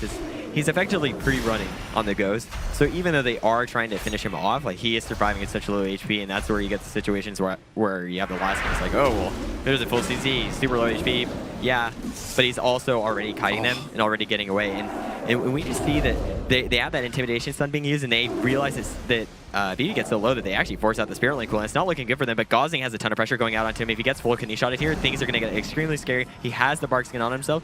He is using that Tree of Life, but they get a nice intimidating shout just to get off the adaptation from Sam, and that leaves them open for a full Stormbolt trap. One big thing that just happened there as well earlier was that Yo-Yo ate that trap while Sam had that adaptation. So that was such a good move for him. So now he has that adaptation for that fear. And another beautiful eat on the trap with BB. So ZFA also great defensive play to eat these frozen traps right now. First Yo-Yo and now BB. And that's going to allow them to stay offensive and means that they, you know, won't be potentially kill targets during these goes. Right, those are actually crucial trap eats. If you are playing that Hunter and you are playing into adaptation, that's the moment that it punishes you heavily, is if you do not land every single trap. And we have actually seen it so that both Hunters that we've seen playing KFC, when they are fighting these adaptation shamans, they're almost landing traps off cooldown and getting two very clutch trap eats. That is going to put them super behind from Give It, and it looks like ZFA, they have so much more momentum now. They have the full trap bursting out BB, and he has the trinket evasion from that intimidation stun. He should live. He's kiting away from the melee DPS. They have the bash going out onto the warrior. Is going to be able to stabilize another very low HP situation coming out from BB. He has the Vendetta being popped, but isn't going to be able to get that much pressure with it. He has to run away at this moment. He's super low. They're getting so much damage with this KFC. They're connecting onto him, and that's the only downside with this Ruins of Lordaeron, that yes, they have the opportunity to swap to Gauzing, but also they have so much more uptime onto BB because he doesn't really have anywhere to run either. He has this melee cleave just riding him the entire time. Right, and one big thing now to note is that BB has no evasion, there's no Spirit Link for quite some time. This is a huge potential to give it to Slay, but at the same time, a full blind onto Gauzing without the trinket, so if they can get pressure with this incarnation, they could slay them, but at the same time, BB taking a lot of pressure. They proc the adaptation, now full trap. Surely BB goes down there. He has nothing to live, and there it is. Give it, abuse the fact that they forced the trinket link, the adaptation link, forced out the evasion and the trinket from BB as well, and able to clean it up and actually using Ruins to its advantage. Yeah, one thing that I also noticed is he actually went for the blind sap, so he actually used his Vanish offensively at that moment, and I think that's when they secured that they were going to kill him, because we've seen him actually use the Vanish, sit in the Vanish, run away, and actually survive, but there, since he went for the sap, he was like, oh, okay, maybe we could get their leech during their metamorphosis and with that demonic build. Now, the only thing is with him playing that Netherwalk, he isn't going to have the 40% leech with meta. He'll have about 11% leech, I believe. So that's going to be one thing giving him some sustain. But now we see an immediate Stormbolt trap coming out as soon as they intimidating shout off the adaptation. Great play from them. Now they're forcing the trinket out from BB, and they're trying to pressure him still. I think they don't want to hit the Boomkin at all. They still want to go into the melee DBS to prevent them from going extremely offensive, and they're trying to get that early pressure onto Lisora. One thing that Give It do well, actually, they force the adaptation with the fear instead of the trap, right? So now they can't rotate the adaptation and the reverse magic for every trap. So those traps, when they don't have a reverse magical adaptation, are going to be very crucial for Give It to do as much damage as possible and pump like they need to do right now. They're on BB, but he blade dances some damage. He's still getting very low already. He might just die. He uses that Netherwalk, just about survives, and now it's just one trap on Sam to get that pressure. Yeah, Give It is executing a very, very strong Hunter Warrior composition. They're playing it really well. They have great strategies, like you said, using that Warrior Fear, forcing the adaptation and the Netherwalk at the same, reverse magic at the same time. Very important. They forced out the Netherwalk from them. They used the Basilisk for that go, but I mean, things are looking super scary for BB. They have the Stormbolt coming out with a full trap, gets the adaptation right there. A lot of damage coming out still. You have Yo-Yo. He hasn't really even been targeted, but he's still at half HP, and it's just because Sam can't even top him. Even if he gets passively cleave, maybe the Warrior Blade Storms, he still gets low, and Sam realizes, oh, I'm so worried about BB, he can't even help him out. Yeah, exactly. And the overshield totem comes out now from Sam as well. And he's actually winning on mana, which is surprising. Usually you see the Restoration Druid win on these mana wars against the Restoration Shaman. So it'd be interesting to see if that happens. A beautiful triple fear landed by Dolgang right there. And the stun onto BB. So much pressure is going to come out. He needs to get the reverse, but a DR bash, beautiful bash coming in from Gozing into a Stormbow and Sam. They're chaining their CC incredibly well to the T, getting so much pressure, but it looks like it's not going to be enough. Sam comes back and he's going to top them. Yeah, Give It is actually playing phenomenally. They're executing this comp super well. You can see the synergy with their team. They're covering these reverses. They realize what is strong about Demon Hunter, and they're punishing BB extremely hard with this. And I actually love it. Every time that they've seen a Demon Hunter Resto Shaman, they seem to be really well prepared versus it. I think they realize it is something that's difficult to play against as a Hunter comp, and they're just doing a fantastic job. And like you're saying with that mana lead, I really think it's because the only downside that when you are playing as a Rescue Druid with classes like a Hunter and Warrior, you're a little bit more frail, so you will have to expend some mana onto them, especially when you also have the Demon Hunter if he is getting mana rifts out. And you just have the spread pressure from the Boomkin DH. It does cause him to have to heal a little bit more, whereas the rest of the Shaman can play a little bit conservative because he's getting CC'd and only has to worry about healing in the goes, and it's not a constant pressure battle. That's exactly right. And a pummel onto Sam. They're actually getting some pressure without too much crowd control. There's a Stormbolt onto Sam. If they get the trap, he's going to have to reverse it, but will they be able to cover it? It looks like they're not going for it just yet. In fact, they're swapping over to Sam, forcing that Astral Shift, and they could abuse adaptation in that sense as well. Knowing he doesn't have the trinket, if they stun him low, they could stay in, but a beautiful double stun from BB there. Going to force him defensive, but whilst this is happening, Gozing is getting a drink, and this could put them back on the mana edge, making it difficult for ZFA to come back from. Yeah, oh yeah, I absolutely agree with this. I mean, he got pretty much full mana. He's at 75% mana, Sam's at 50%. He needs to do this because dampening is about to start in just a minute, I believe. And now we have BB getting bursted down, has another rock available, doesn't have a trinket, has to be really greedy here. Does do the reverse magic though, realizes he can save his healer. But that reverse magic wasn't immediate. It was a little bit late, so you have that trap sitting for almost its full duration, and at that point, it's effectively wasted. Now we see the Earthen Shield Totem coming down. The melee Cleave wants to kind of do as much damage as they can, trying to, you know, get the pressure when they can be in that totem. But if they kite out of it, which they can do with that Hunter and the Rescue Druid, it kind of makes it so that it's an effectively wasted cooldown. Now Sam is in a lot of trouble. They trap him low.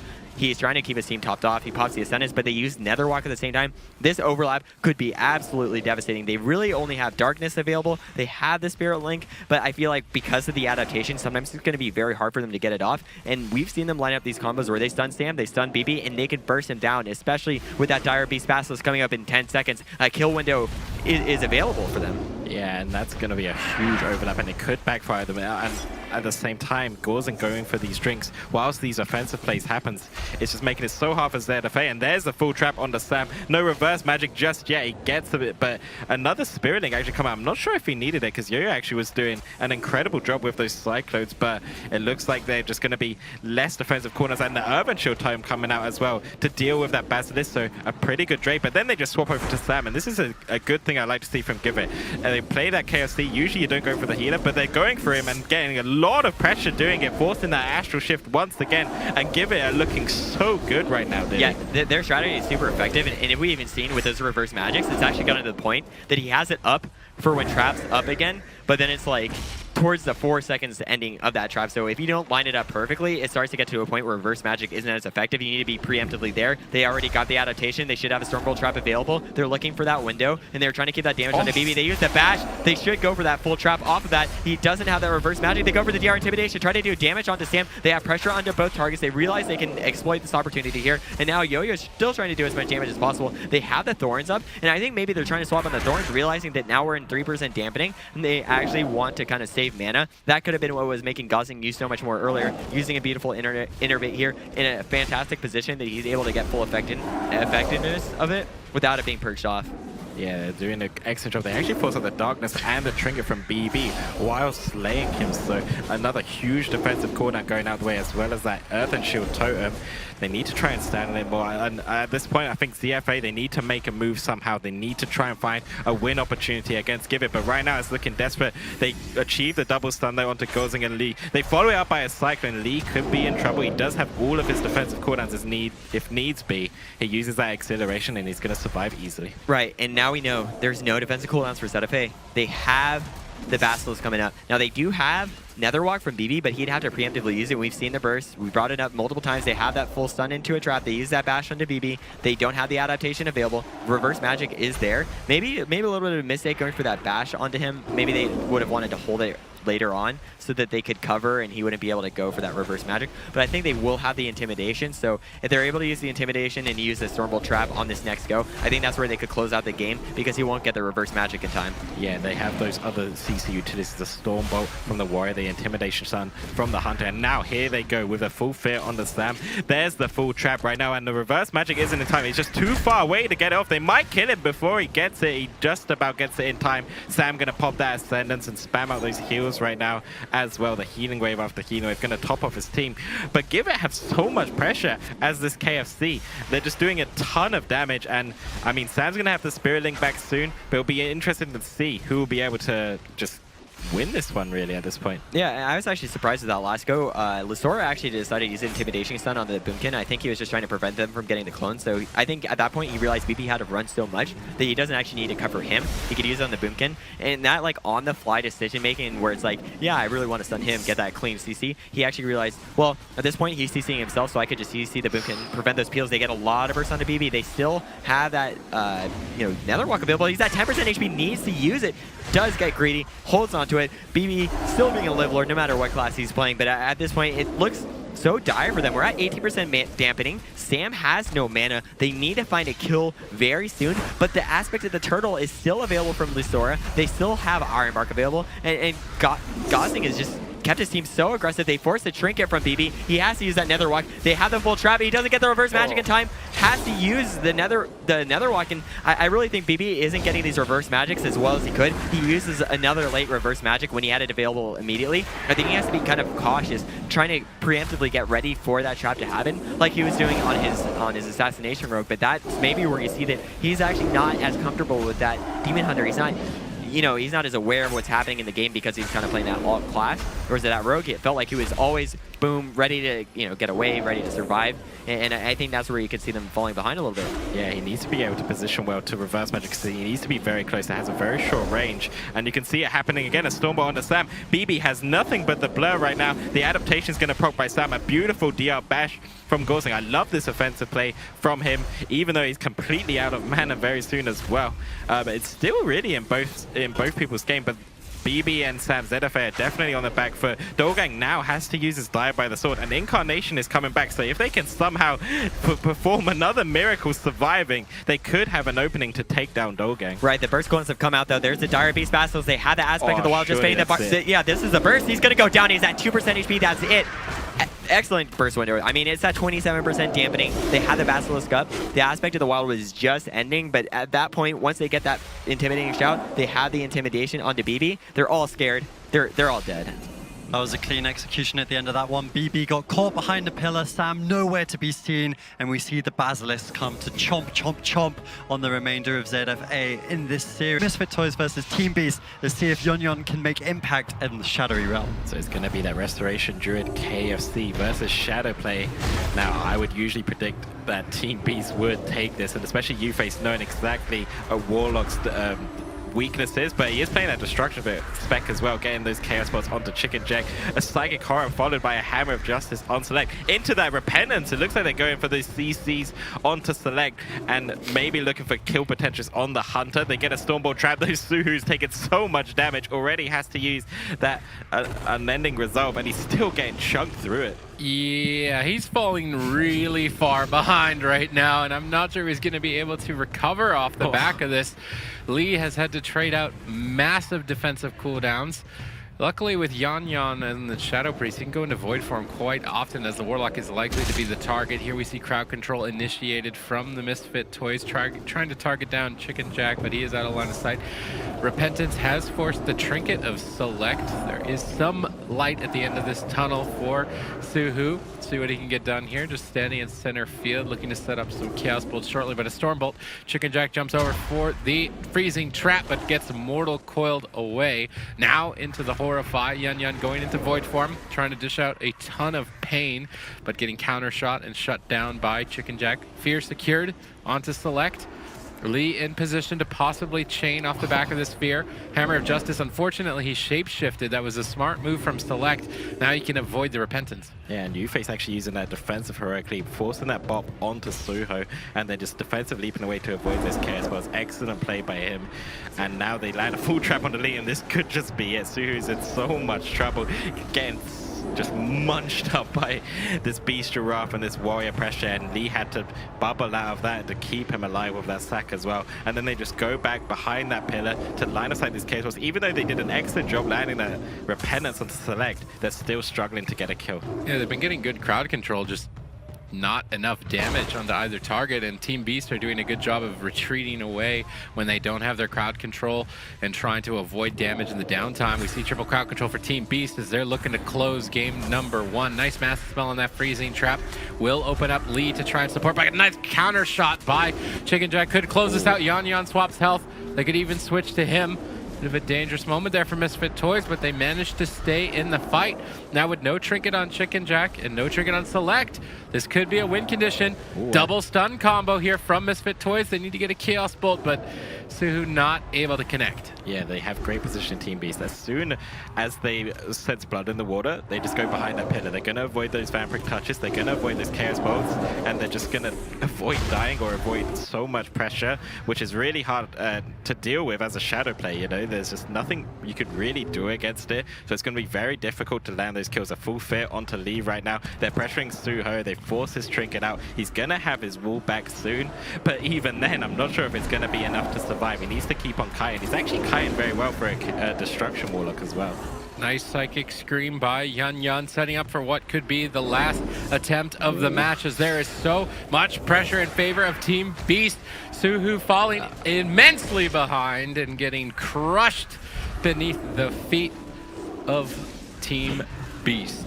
Yeah, they got hunted there for sure. Suho, I mean, I like the idea of the composition. Their crowd control chains on Select were exemplary. They've landed so much, but they just never really had the damage, like he's called out in the cast. Joe Chicken Jack able to just line of sight when he was in trouble, and they still have unrelenting pressures To do that, and they'll also have the advantage of the Holy Paladin Lee just to be far away from Chicken Jack. It will be very hard to get those traps, but as we see immediately, pops that Beast Giraffe, looking to get pressured right away onto Yon Yon, and he will be their main target. Already having to trade out Dispersion. He needs to get to full Insanity so he can get that extra damage reduction. If he can't make that little purple bar below his health bar go to full, he's just taking 20% more damage. They are trying to get some crowd control on Select with the sap out of the blind.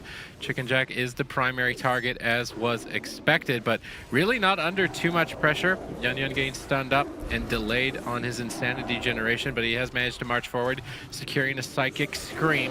The crowd control from Misfit Toys, in theory, is quite effective, but their damage right now is just lacking. Yeah, they really need the damage to be able to force these defensive cooldowns. You know, there's so many to go through with the reduced cooldown of the Iron Bark, that aspect of the turtle. They're going to be in big trouble, but they get a kidney shot to Select. I wonder if they're going to go on him. He does just use that Bark, and it looks like they are gunning him down, but with that Baskin, he should be okay. Pops the Incarnation as well, gets silenced on it, but Bogus having to retreat right now so he doesn't overextend and die, and this is looking troublesome for Misfit Toys. Yeah, it certainly is, Joe. They managed to at least pull Tree of Life from Select, which is a powerful healing cooldown, but aside from that, they still all have trinkets. There's no smoke bomb opportunity. Lee has burned through a massive amount of defensive cooldowns in his arsenal. They're switching to him even.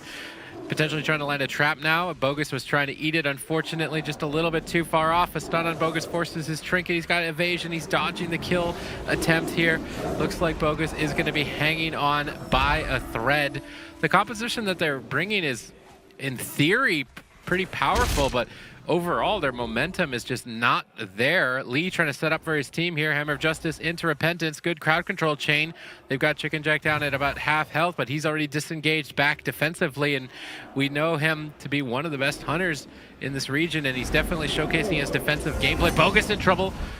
Blessing of Sacrifice saves him, but now Lee could even be swapped to. Smoke Bomb gets dropped in desperation as Misfit Toys are flailing to get anything going. Yeah, Team Beast are just playing super aggressive right now, and the aggression that we were expecting from Misfit Toys is actually on the side of Team Beast, and this looks very troublesome for Misfit Toys, and now a full fear, no trinket for that just yet. Bogus doesn't have his evasion for 1 minute. Lee has to do his best to keep him alive, but they need offensive momentum to win this game, so even if they keep him alive, they need to find win conditions, Sid. They force dispersion from Yun. Team Beast have multiple targets that they can pin down and finish at this point. It's looking like they're going to be advancing to the third game very shortly. A blind on Select. He's opting not to trinket. This is a greedy decision, but sometimes greed is good. He manages to make it out of that long crowd control with his trinket intact. Nice Mass Dispel from Yun, breaking Lee out of the chain, but mana is the name of the game, and Lee has just got almost none left. He's trying to get some crowd control and save Bogus at the same time, but Select preemptively went into bear form to avoid repentance unless he gets caught. Ooh. He did get caught by Lee. Now they need damage. They pulled the trigger on that Vendetta, but already retreating behind the pillar, and I really love this defensive play from Uface and Chicken Jack. They know the moments where they can go down, and they always retreat. Finally, Misfit Toys showing signs of life, pulling Die by the sword. Potentially even more cooldowns from Team Beast. They finally got a kill window. Indeed, there's so many defensive cooldowns used, and like we said with Uface earlier, doing those pre-pods, he was able to pre-heroic leap as well behind the pillar, saving his life, because if he stayed out there, I think he would have just died during this go. So well played by him, and now they have no defensive cooldown for 30 seconds. Yun going crazy with these mind controls, just controlling the game with it, making sure that they don't die, but now a double fear landed onto Lee and Bogus. Bogus used the evasion as well. He could be in a lot of trouble if they're able to connect to him. Yeah, most certainly. Lee is almost completely tapped on mana. Select has the lead. How much longer can Lee keep his team going? They've got a couple windows of opportunity here to take down the warrior Uface, but with a freezing trap secured, I'm not sure how much longer they're going to be able to stay alive. Divine Shield to break out. Can Lee do it? Can he pull off the miracle and keep Bogus going? They've managed to sneak in a repentance. Uface could be in danger. If they can land that cross crowd control, they're keeping the chain going, but it's actually Bogus that's still on the back foot. Lee finally restabilizing with that Avenging Wrath.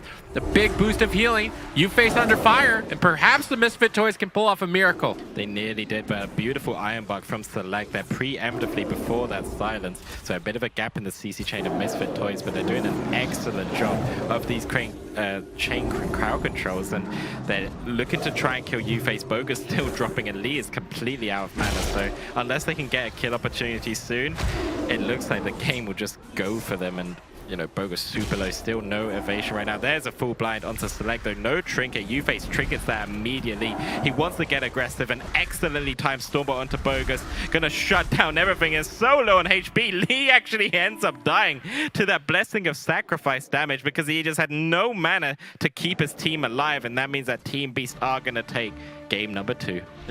This might be potentially the first win for a Warlock. He needs your energy.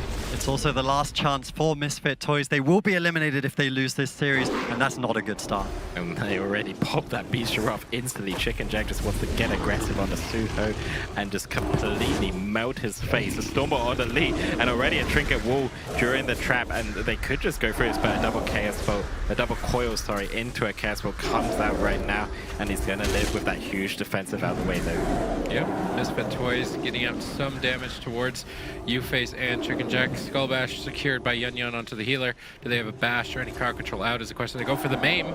They have some pressure. Repentance out of the maim. Good crowd control chain from Misfit Toys, but Suhu falling immensely far behind. Lee's forced to trade out his Avenging Wrath. That will boost his healing and likely allow him to survive through this potentially. He's still just taking a huge chunk of damage. Big red button rockets straight to the face, but Lee, he's calm, cool, and collected, man. He kept him alive throughout that. There was the avatar as well coming out from Uface, smashing his face, so and popping the wings to keep him alive for now. But you know, they need to get more crowd control onto Select to try and win this game. I'm just not sure how they're going to do it. There's so much damage coming in onto Soho. There's a Hammer of Justice going to be followed up by the Repentance there. He is playing with that Relentless talent, so the CC won't last so long. But every time Lee pushes in, Soho just gets even lower, and they use one Blessing of Protection right now to keep him alive. The crowd control chains for Misfit Toys have basically been perfect, but their damage is just lacking, and they're really not able to punch through and finish the job. Lee's been doing a great job with these Hammer of Justice, Repentance, Fears, Stuns, everything they're executing very well. They just need more damage. Suhu getting interrupted there as Lee's caught into a Stormbolt. Yun trying to duck and cover to eat that trap. Luckily, a pre-sacrifice, I believe, or something unfortunately broke that trap. That's going to give Lee an opening here to at least keep his team going slightly longer. They've got an opening. There's no trinket. They managed to sneak in a Repentance. They have a stun out of this Mortal Coil and a little bit more damage. No, unfortunately, Chaos Bolt kind of looks like it's tickling their opponents. It's not enough to even force them away, and inevitably, Misfit Toys are just falling so far behind. I think Chicken Jack is just doing an excellent job with his positioning. As soon as they get crowd control onto Select, he's just 100 yards away from Suho and denying him Chaos Bolts. Even if one hits him, he's just away. And there's the Storm onto Lee. So low HP on Soho. He's just, there's been the name of the game, and Lee is actually dying from the Blessing of Sacrifice damage right now. Yuface just smashing both of them right now, getting a lot of split pressure as well. He uses that wall to survive a freedom on himself right now. They need to try and get that crowd control to Select once again, but like he said, Sid, they need the pressure with this crowd control, otherwise they won't be able to win this game. Triple crowd control again from Misfit Toys. Perfect execution. Just not enough damage to take down Chicken Jack. He survives the crowd control chain. Once again, that's a decent ferocious bite with no crowd control though. Select is going to be able to pick his teammate up quite rapidly with that Tree of Life. Lee has done a respectable and commendable job maintaining his mana throughout this onslaught. Healing a Warlock is no easy task. Healing a Destruction Warlock against a Hunter and Warrior is probably impossible. So Lee doing his best to defy the impossible. Shadow Fury on Yuface for Suhu to get a couple of extra casts off, but Tree of Life looking impenetrable. No openings right now for the team of Misfit Toys as they fall more and more behind. Suhu working his way through the interrupts, looking for some Chaos Bolts shortly. Activates on Ending Resolve on very high health. I would say that it's unlikely that he goes down in this position. Lee charging across the map, looking for crowd control, trying to sneak into Repentance. Select dodges it by shapeshifting, but now caught into a bash. If Lee can follow up, good execution here. Now they just need a bit of damage, but Chicken Jack's already at the pillar. They're forced to attack the Warrior. He's got a pummel for the Chaos Bolt. No damage going to be found as Misfit Toys fall even further behind. And Team Beast are playing this very well defensively and offensively. They're just pumping out the pressure against the Destruction Warlock, and any time they get crowd control to Select, Chicken Jack is just away. He's doing an excellent job, and now a full Storm onto Soho. He's just pumping the pressure with that Sharpened Blade, the Beast Giraffe as well. Even Lee could die at this point. He's just so low on HP, so low on mana, and I have no idea how Misfit Toys are gonna deal with this. Lee is a legend, but I don't think he can keep this going much longer. He's completely tapped on mana. There's no defensive options left. Triple Fear is going to pull the trinket from Lee as he does everything that he can in his power to keep this Warlock alive and going, but there's just no momentum. They've maybe got one opening, one opportunity in the next 20 seconds. They need perfect crowd control, and maybe it's enough. Lee ducks for cover. He's trying to get a drink. He's sitting down. Is anybody going to get over here to stop the drink? I don't even know if they need to. The pet is going to interrupt that. No mana for Lee. He's almost completely tapped. Caught into an intimidation. Likely a freezing trap here shortly, as this should be the last crowd control of the match. Sacrifice gets connected. Suhu stays alive in the fight. Lee crossing the map, trying to make that miracle play. Perfect crowd control. If there was an opportunity, this would be it. Chicken Jack down to half, trades the aspect of the turtle.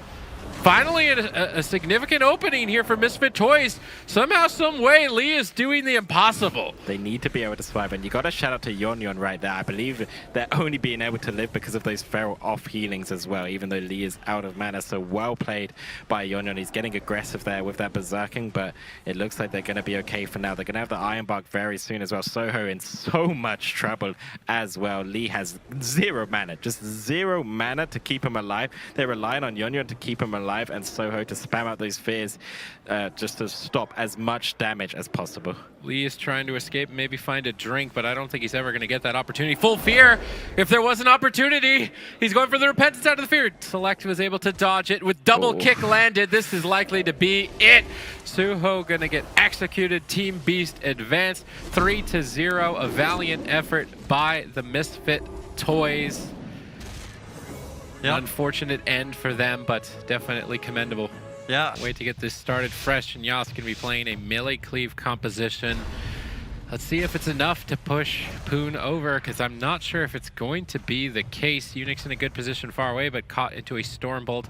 Oxygen looking across crowd control with a Hex. Tons of damage initially from Mad Dog, bursting 2 targets down to half health very early on. Poon deflecting now with that Thorns activated. Streaming trying to lead the charge. He's running that Mana Rift, so Oxygen's mana is going to get burned. Luckily, is a Ret Paladin with Blessing of Freedom to counteract that a bit. Yeah, not only does he have the Blessing of Freedom, but he also has the Wisdom buff, and that will also give some extra mana regeneration to Oxygen, so that will help a little bit mitigate some of the effectiveness of that Mana Rift, so that can help them going out throughout this game. And I mean, I like seeing them play that Ret Warrior. That's something that Yosk has a lot of experience in. He hasn't just played it in APAC, but he actually had played it, I believe, in 2017, playing with Vanguards and with Casca, playing Ret Warrior a lot. They play that comp a lot. I think Yosk is fairly comfortable playing this composition on his Warrior, so I think it's a solid pick, especially in this matchup. I think if anything was to have really consistent damage, have longevity for the healer, such as the Blessing of Wisdom, it seems like such a solid choice, and we can see that they're getting a lot of double pressure on these melee. That's a little bit of the downside, is that you have 2 of these melee stacked up, and it's really easy to get that spread pressure on them. They're already forcing out the Spirit Link and Ascendance from Oxygen, so there's so much offensive pressure coming out from Unitas just between having that Boomkin cooldowns and the Demon Hunter having that sustained pressure. Yeah, Mad Dog have burned through a lot of defensive cooldowns. Their arsenal is going to be quite weak moving forward. Unix trying to stabilize, having traded his trinket. That is a vulnerability for Unitas as well. It's difficult to gauge which side is ahead in this position. It's still fairly even. Unix positioned very far away to avoid incoming crowd control. He's trying to max range the incoming Hammer of Justice. I really like the positioning of Unitas. They've actually used Hammer of Justice onto the Balanced Druid, which is dispelled instantly. I think it was a bit of an error there by Mad Dog. Now, without that stun lock, it should be easy for Unix to bounce back. We see a Solar Beam over onto Oxygen, locking him on cast. Stun onto Yas for cross crowd control, but Streaming is the one still on the back foot, dipping dangerously low. Recovering, though, quite easily. Oxygen looks like he may try to sit down for a drink. No, opting to just run at Unix. Both Shamans down to half mana. See the Mana Rift attempts over onto Oxygen, but he did get Sanctuaried out to avoid it. That extra support from the Ret Paladin to avoid Mana Rift is going to be important for Mad Dog to maintain their mana into a late game. Yeah, I'm actually curious. I feel like Oxygen did have an opportunity to go for a drink. Not much was really happening. He was running around in the Ghost Wolf form. I think he actually could have gone for the drink, given himself a little bit of mana. Maybe not too much. He doesn't have to sit, drink to full, but anything is going to help him in that situation. I think they really want to outlast this Boomkin Demon Hunter team. I think it's really important when you're going to have one of these maybe slower paced games with both of these teams having a little bit of a defensive matchup, I would say. Yeah, the extra hybrid healing from the Moonkin and Retribution Paladin is going to be critical for both teams to elongate the match. Oxygen getting that Mana Rift combo from Streaming, looking to play for that late game, but with their Paladin utility, Oxygen has actually maintained his lead. We see an intimidating shot secured onto Unix. This is danger time for Unitas, but Streaming diffuses the situation with a perfect double stun, breaking up the damage and buying time for Unix to get out of crowd control and connect some critical heals. Fresh and Yosk a bit reluctant to overextend. Nice double cap stun from Oxygen. Definitely a mistake of Unitas to not kill that totem off. It's putting them between a rock and a hard place. I like the joke. Adrian would approve. But I like that they have this incarnation coming up right now, so there is a lot of pressure that can come out right now. Poon is trying to burst him as hard as possible. They have the cap totem going out into Oxygen. With that Fel Eruption on Fresh, they're bursting him really low. They actually force him to use that bubble. This is looking really bad for Mad Dog to have that being used so early in this game, especially when this could potentially be a dampening war. They're having to throw out cooldowns before we've even gotten to that moment, and that's when you know that you're going to be very scared from a composition like that Demon Hunter Boomkin. You want it potentially last as long as possible with holding onto those cooldowns, but they have found excellent burst opportunities from Unitas GG, and it feels like Mad Dog is not as prepared as Unitas has been. I think Unitas has been one of the more prepared Australian teams as far as having newer competitions and being prepared for this current meta. They potentially could have gotten unlucky with that last series that knocked him into the lower bracket. Oxygen dodging a Solar Beam, but unfortunately his mana is starting to look frail here as Unitas GG start to squeak ahead in the series. We see a Cyclone spell reflected. Nice play from Yosk. That is going to put down the momentum of Unitas GG for a couple of extra seconds. Unix stun, Streaming stun, good cross crowd control from Mad Dog. As they're desperately trying to get anything going. Oxygen looks like he's sneaking away for a drink. Poon moving over to deny. Streaming's going to get there first. Very important that they deny any drinking opportunity. Fell Eruption Mana Rift combo. Sanctuary to get Oxygen out of that. Fresh has been doing his best to keep that mana advantage as in favor as possible. Avenging Wrath, Fresh needs to make some big plays with this extra boost of damage. Unix has answers, so unless he's crowd controlled, he should be able to deal with this. And Fresh now even further on the back foot. Imprison on Oxygen, he's not able to heal. Fresh is on the run, trying to escape to safety, but they stack up for a triple stun. Oxygen connects the Spirit Link Totem with Ascendance popped. It should be easy for him to recover in this positioning. We've just stepped foot into dampening as both Shamans are at their limit. The biggest thing that we can see is causing so much pressure onto Mad Dog is that every time they've had to use Spirit Link, Oxygen has also had to tie that up with Ascendance. And part of that is because we're dealing with the Demon Hunter Boomkin composition. Now, Spirit Link will share everyone's health, and it'll help, you know, kind of save one person at that one moment. But you have to use Ascendance versus these rot comps because Ascendance will give you that AoE healing to everyone on your team.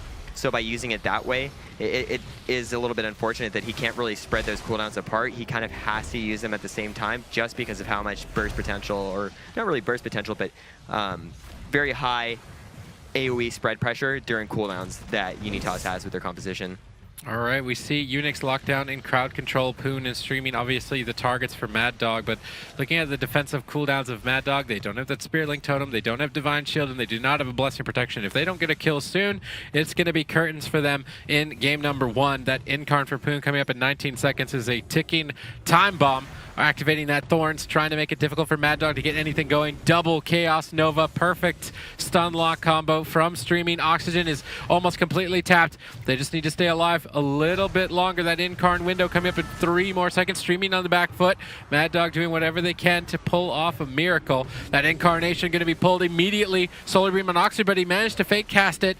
This should allow him to get some heals, but now caught into a stun, opting not to Trinket.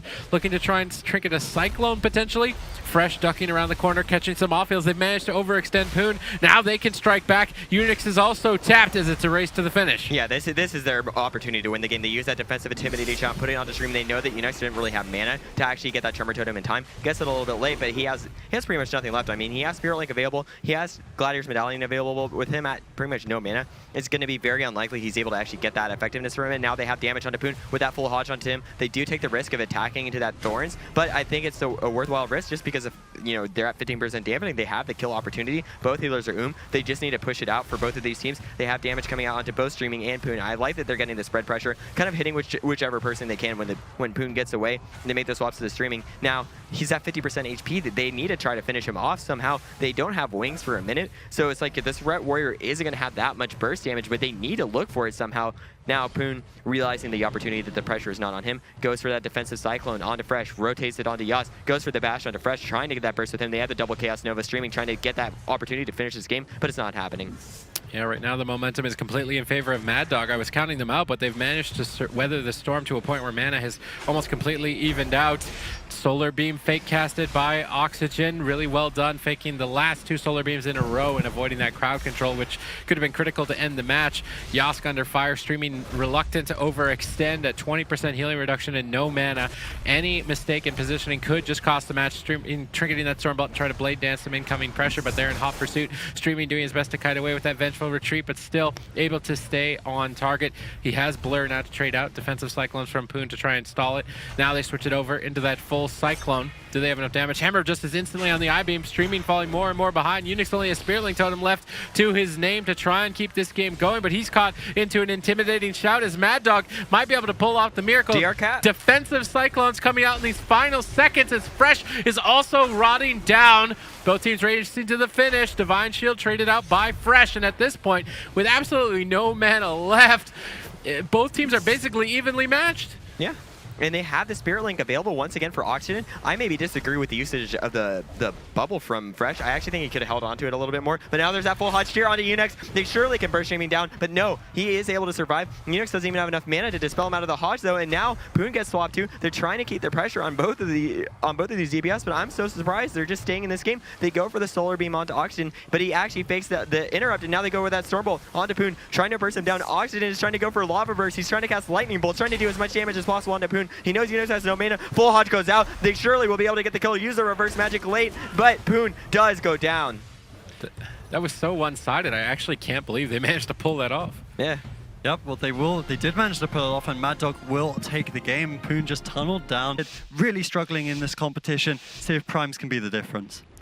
I mean, one thing to think about too is I guess he can get the moral strike on multiple targets, right, if he uses his Serenity. And that's not, it's not the same as it used to be, or not Serenity, Storm, Earth, and Fire. It's not like it was in Misfit area where he could easily get it up there, but I mean, maybe he's just trying to hope on that, trying to have moral strike and trying to use all his burst bombs. We do see him using that touch of death, so we have to see if he's using the traits for it. It does hit pretty hard, so it does look like you said, Sid. He's trying to go for that touch of death burst damage and relying on that. I could see that since touch of death does have that 2-minute cooldown, even though the red does have the blessing of protection and he does have that bubble, I mean, effectively, once the game goes into very deep dampening, he's not going to be able to line those up perfectly.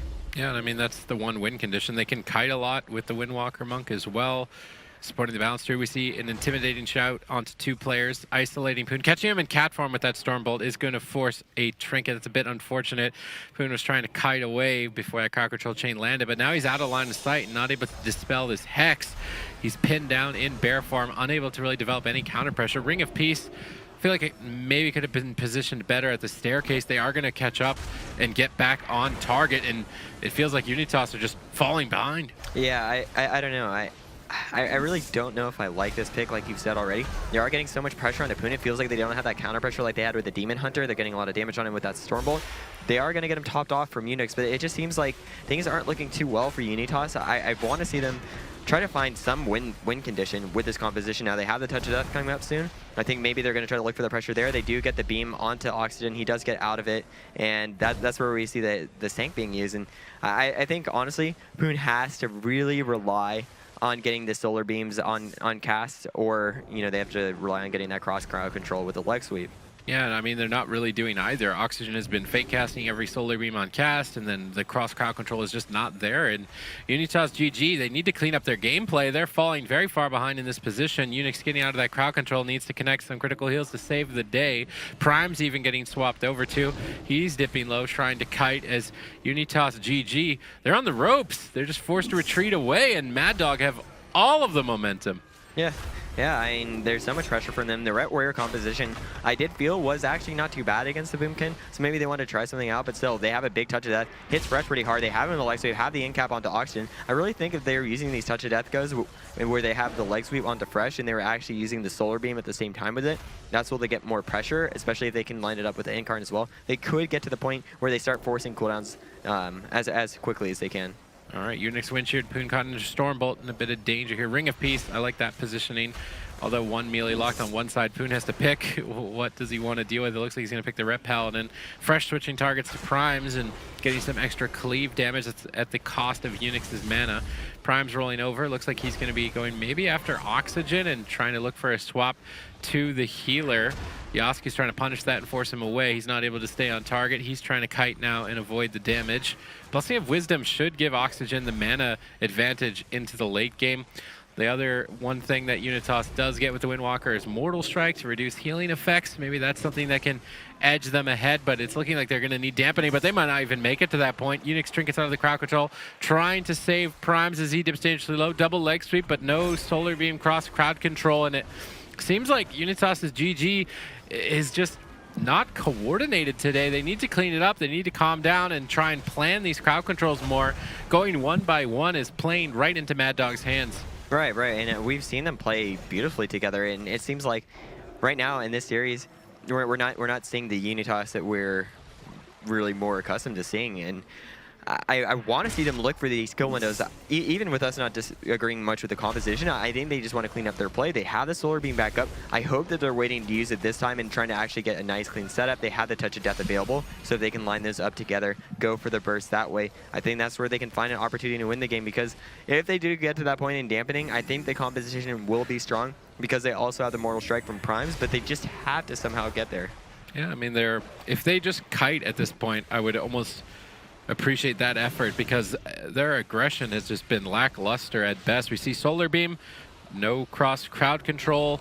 He gets out of that from Fresh's support. Yasuke onto a leg sweep, potentially in a dangerous predicament there, but Does catch some off heals from Fresh and restabilize. There is an opening there with no die by the sword on Yosk moving forward, but it looks like this matchup is definitely going to be a game where dampening is involved, and at that point the touch of death burst could become unrecoverable. I like this.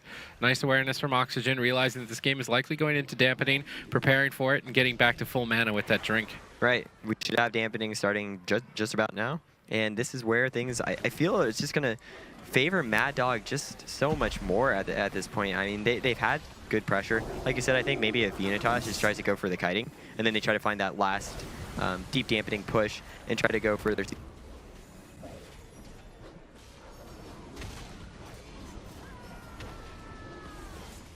Trying to survive. Prime's dipping low. It looks like...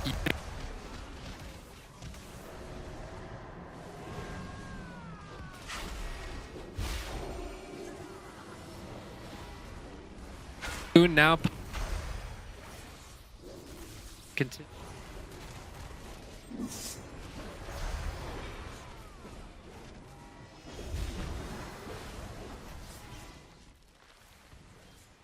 Mana lead for that late game, and the only win condition right now for Unitas GG is a massive burst push deep into dampening, and outside of that I don't see any opportunities. I totally agree with you, Sid. I think that has to be their kill on window. They need to try to finally wait till the late game and then maybe go for that perfect setup. And it definitely can happen because we did see them forcing out the die by the sword from Yoski. I think he's going to be a good kill target for them. I think the Warrior, it's a solid target to hit as long as they can catch him at the right moment. If they get a good in-cap or double leg sweep going out there onto any of his teammates while they burst him down, I think that's the best thing they can do. But now they already forced the Spirit Link Totem. They have so much damage here, but there's the double leg sweep coming out. They have the in-cap into the full clone. Really good CC coming out here from Unitas. Now they did use the Touch of Death, try to get a lot of burst. They're trying to pressure Yoski now that they have the incarnation from Poon, but they do get him topped off there. So that was a much better crowd control window, and Primes did a great job of kind of coordinating himself and just setting up his own CC chain. But I think Unitas still needs to do more. The critical moment from that exchange is that Fresh traded out Divine Shield, which is a 5-minute powerful cooldown and unlikely to be available again for the rest of the match. Unix dipping down below about half, Poon rotting down.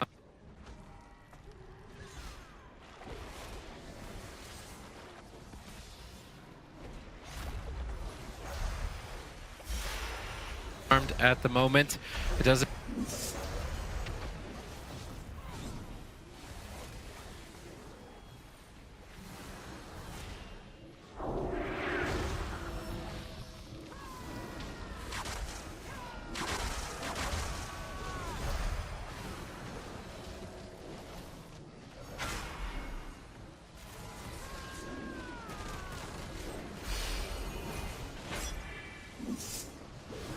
Ring of Peace to protect him. Primes trades out defensive cooldowns. Oxygen caught into a clone. Fresh is exposed.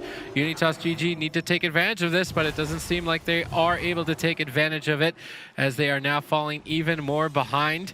They did not manage to pull the Spirit Link from Oxygen or the Trinket or Blessing of Protection, and as dampening mounts higher and higher, this next Touch of Death either needs to net a kill or at least force a Trinket Spirit Link. If it doesn't get either of those options, I'm not going to see a win condition for Unitas GG. Yeah, I'm actually impressed though that they're lasting until 21% damping. I mean, I didn't think this composition would work as well. I felt they wouldn't have as much sustain without the Demon Hunter to really kind of survive through the late game here, but it seems like the Ret Warrior is actually quite effective versus these Boomkins, and they're able to live the game, and it kind of sustains on both sides until the point where we just get into these super deep dampening games. We're at 23% dampening right now. There's a Touch of Death go coming right now. They don't have that bubble available from Fresh, and they go for the double leg sweep setup. They get their boom. He does have to use the bop there, and that was actually the one time that they did get the cross crowd control. They covered the root beam, and we saw an overlap. We saw Fresh, he actually used bop on himself. He used Sank onto Oxygen, but then Oxygen also trinketed out of that at the same time. So the next...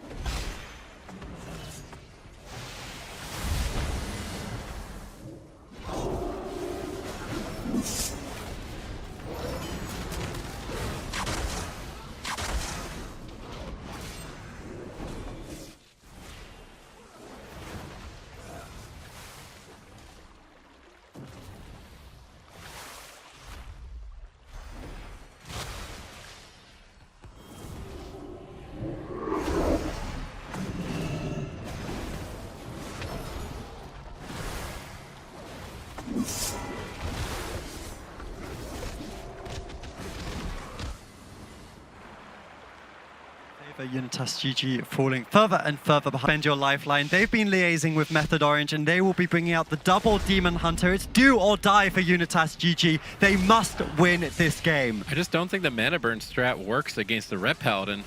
Blessing of Wisdom just extends the game into dampening, and I'm not actually a big fan of this pick. Are you, Dilly?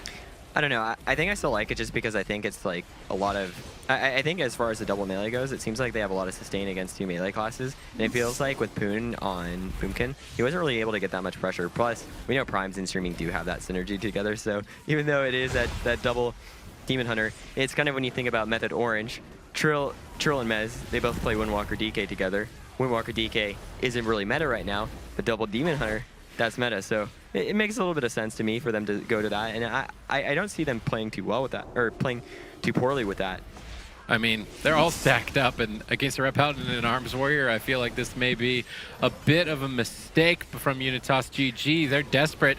They're pulling out all the stops to try and stay alive in the tournament. Will Mad Dog be able to just clean this up is the question. Oxygen has traded out a huge amount of defensive cooldowns early on throughout this initial onslaught. The one thing I will say is Unitas GG built their name off aggression, and with this double Demon Hunter, they are definitely playing more aggressive. Perhaps the strategy change is exactly what they needed. Well, they're actually also playing that Spirit Link talent from Unix, so it seems like they need to have a short game with that permanent Spirit Link, but Unix is getting bursted down, gets the Spirit Link off just in time, keeps himself topped off. He has the Earthen Shield down, or Shield Totem down, and the Earthen Wall being used, so he's used so many of his defensive cooldowns. He doesn't really have anything left because with the permanent Spirit Link, you don't have the active one. That means they're going to be in huge trouble here. Primes and Streaming really need to find this window of opportunity for them to get a kill, but I don't see it happening right now, and we already see Unix using so much of his mana. Full stun goes out on Streaming. They have the Spirit Link active. They're trying to top him with that Riptide healing, but it just seems like Unitas is almost completely out of the game. They have stuns going out to Unix. They're going to finish him off. At this point, they use a darkness there. They overlap. They overlap. They use both of their darknesses. This is an awful position to be in for Unitas, and it seems like Mad Dog has this game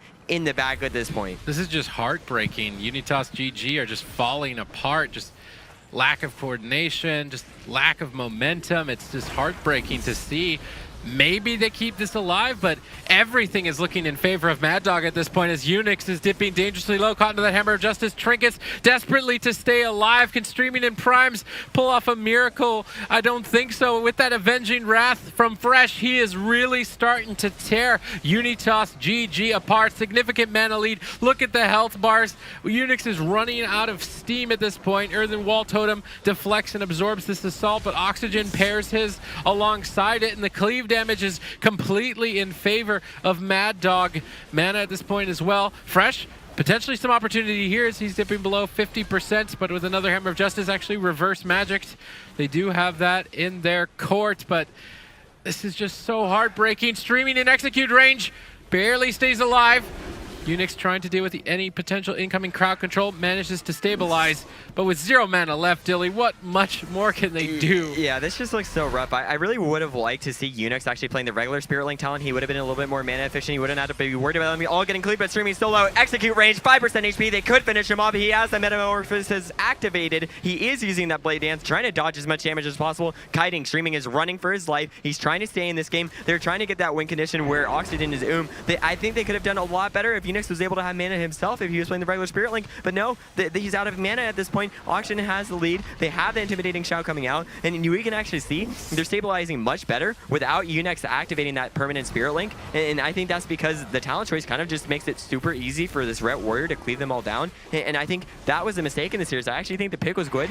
The Honor talent choices might have been the determining factor here. It could easily be the final nail in the coffin. Oxygen caught into a stun as Unitas GG try to put some semblance of effort together in what could be the last game of the day. Their tournament lives on the line. #1 Australia New Zealand seed looking to get knocked out so early on. Who would have guessed it? Unix under fire, trading out his last line of defense in defiance to stay in this fight, but getting wind sheared by Oxygen, put even further behind. Imprisoned on Oxygen, Unix ducks around the corner, line of sighting with that double stun, finally getting some support. Fresh potentially on the back foot with a huge Word of Glory. Bounces back to full. Hammer of Justice gets trinketed by Unix. He's basically permanently locked down in Ghost Wolf. Fresh lane in, doing whatever he can to develop the pressure. Interrupt on Oxygen. Yosk dips low. There are signs of life for Unitas. Yeah, I actually think they're recovering. And hilariously, just because Unix is not activating the Spirit Link, I think he realized that using it was a mistake. He's holding on to it, and we can actually see Unitas is actually recovering, even though Unix has been oom for like, what, since the second minute of the game. So we can totally see that this is actually working out for him. He's even recovering his mana. I mean, Oxygen is getting pressured because of the double Demon Hunter, double mana rift. They're actually getting the lead here. They just need to stay alive long enough to force those last remaining cooldowns. We got the Blessing of Protection forced from Fresh. He does have he has bubble available for himself, but he's not going to have it for his teammates, and Yas doesn't have the die by the sword, so they could get the kill on him. Oxygen has no mana, so I don't know if he's going to be able to top his team up, but now there's that burst coming out to Primes. He has no blur available, uses the darkness, tries to keep himself alive, but Unix is caught into that full hex. The darkness would fade, and I think they could finish him off. They might have used that little bit of an overlap, and Primes is doing what he can to run, trying to get away, but there's that full Hodge, and Unix, he can't keep his team alive. He cannot keep his team alive, and he cannot keep his dreams alive either. That will be GG for Unitas. They are eliminated from the Asia Pacific Regional Finals. First two teams, Misfit Toys and Unitas, will be heading home, and now the task is basically on for the teams in the lower bracket. You can see what a struggle they have. They have to basically go through all of those boxes to get to the grand final once again. ZFA versus Team Beast, Rock versus Mad Dog, the Taiwanese teams, now the next line of defense to stop these Koreans and Australians advancing, whereas on the other side of the bracket we've got Gronks and Give It so close to that BlizzCon spot. They just need to win the first series and then of course that grand final. So lots of exciting games tomorrow. All three regions still represented 2-2-2.